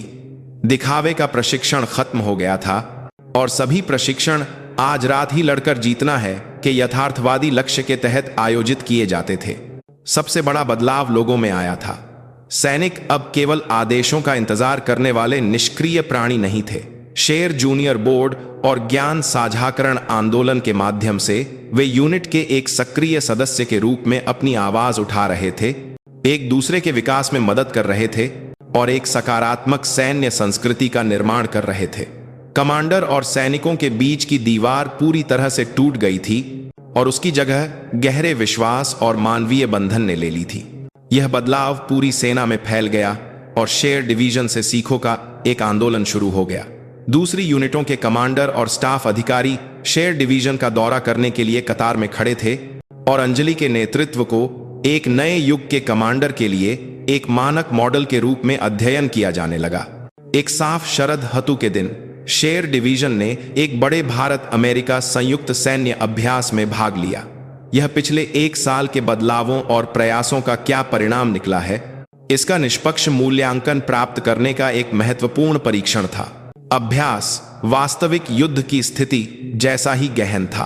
अमेरिकी कमांडर शुरू में भारतीय सेना, विशेष रूप से एक महिला कमांडर के नेतृत्व वाली यूनिट की युद्ध क्षमता को लेकर संशय में थे, लेकिन अभ्यास शुरू होते ही उनके चेहरे पर आश्चर्य और फिर सम्मान के भाव आ गए।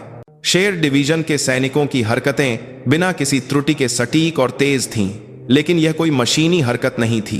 प्रत्येक यूनिट बदलती युद्ध की स्थिति के अनुसार कमांड के आदेश के बिना भी संगठित रूप से सहयोग करते हुए खुद ही सबसे अच्छा समाधान खोज रही थी। वे जैसे हजारों दिमाग वाले एक विशाल जीव की तरह काम कर रहे थे। विशेष रूप से प्रभावशाली थी अप्रत्याशित स्थितियों से निपटने की उनकी क्षमता। अभ्यास के दौरान जब एक काल्पनिक रासायनिक हमले की स्थिति दी गई तो सैनिक घबराए नहीं और जैसा कि उन्होंने सीखा था, तेजी से अपने गैस मास्क पहने और परिशोधन प्रक्रिया को अंजाम दिया। उनकी गति और सटीकता ने साथ में अभ्यास कर रहे अमेरिकी सैनिकों को भी हैरान कर दिया। अभ्यास का मुख्य आकर्षण अंतिम पहाड़ी पर कब्जे की लड़ाई थी, जहां दोनों पक्षों की मुख्य सेनाएं टकराईं। शेर डिवीजन संख्या में कम था, लेकिन अंजलि ने एक साहसी और रचनात्मक रणनीति से अमेरिकी सेना को चौंका दिया। उन्होंने अपनी मुख्य सेना को सामने से हमला करने का दिखावा करते हुए वास्तव में एक विशेष टीम को दुश्मन के पीछे गहराई में भेजकर उनकी आपूर्ति लाइन को काट दिया और कमांड प्रणाली को पंगु बना दिया। परिणाम शेर डिवीजन की बोध में बातचीत थी। अभ्यास खत्म होने के बाद अमेरिकी कमांडर ने अंजलि के पास आकर सम्मानपूर्वक सैल्यूट किया। मैं आपका सम्मान करता हूं जनरल। आपकी यूनिट मेरे द्वारा देखी गई किसी भी यूनिट से ज्यादा मजबूत और होशियार है। आप और आपके सैनिक सच्चे योद्धा हैं।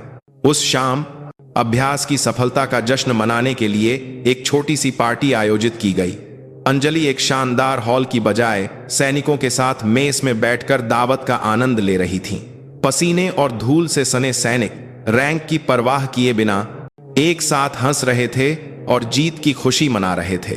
उस दृश्य को खुशी से देख रही अंजलि के पास chief of staff colonel Ishant Verma आए और धीरे से कहा, मैम, क्या आपको 1 साल पहले का आज का दिन याद है, जब सब संशय में थे और आपका स्वागत कर रहे थे? याद है, जैसे कल की ही बात हो। उस समय आपने कहा था कि आप एक असली फौज बनाएंगी। अब लगता है कि आपकी बात सच हो गई है। अंजलि ने मुस्कुराते हुए सिर हिलाया। नहीं कर्नल वर्मा, यह मैंने अकेले नहीं किया है। उन्हें देखो। उन्होंने सैनिकों की ओर इशारा किया। इनमें से हर एक ने अपनी ताकत से खुद को खड़ा किया है और एक दूसरे पर विश्वास किया है, तभी यह संभव हुआ। मैंने तो बस उनके रास्ते में पड़े कुछ पत्थरों को हटाया है ताकि वे दौड़ सकें। उनकी बातों में कोई अतिशयोक्ति या विनम्रता नहीं थी। यह वह सच्चाई थी जिसे उन्होंने पिछले 1 साल में सीखा था। सच्चा नेतृत्व आगे से नेतृत्व करना नहीं, बल्कि पीछे से धक्का देना और दूसरों को खुद चमकने देना है। कहानी यहीं समाप्त होती है। अंजलि ने बाद में भी शेर डिवीजन का सफलतापूर्वक नेतृत्व किया और बाद में भारतीय सेना के इतिहास में सबसे महान कमांडरों में से एक के रूप में दर्ज हुई। लेकिन इस कहानी का असली नायक अंजलि नामक एक हीरो नहीं है। यह उन अनगिनत साधारण युवाओं की कहानी है जिन्होंने उनके विश्वास में अपने मूल्य को पहचाना, डर पर विजय प्राप्त की और सच्चे योद्धा बने। एक भ्रष्ट प्रणाली से एक जनरल ने लड़ाई जीती होगी, लेकिन सेना को वास्तव में बदलने वाली उनकी साहसी आवाजें और गर्मजोशी से भरी कमराडरी थी। अग्रिम मोर्चे की ठंडी सर्दियों को पिघलाकर एक नया वसंत लाने वाली उनकी शक्तिशाली दहाड़ आज इसी क्षण भारत के किसी कोने में गूंज रही होगी।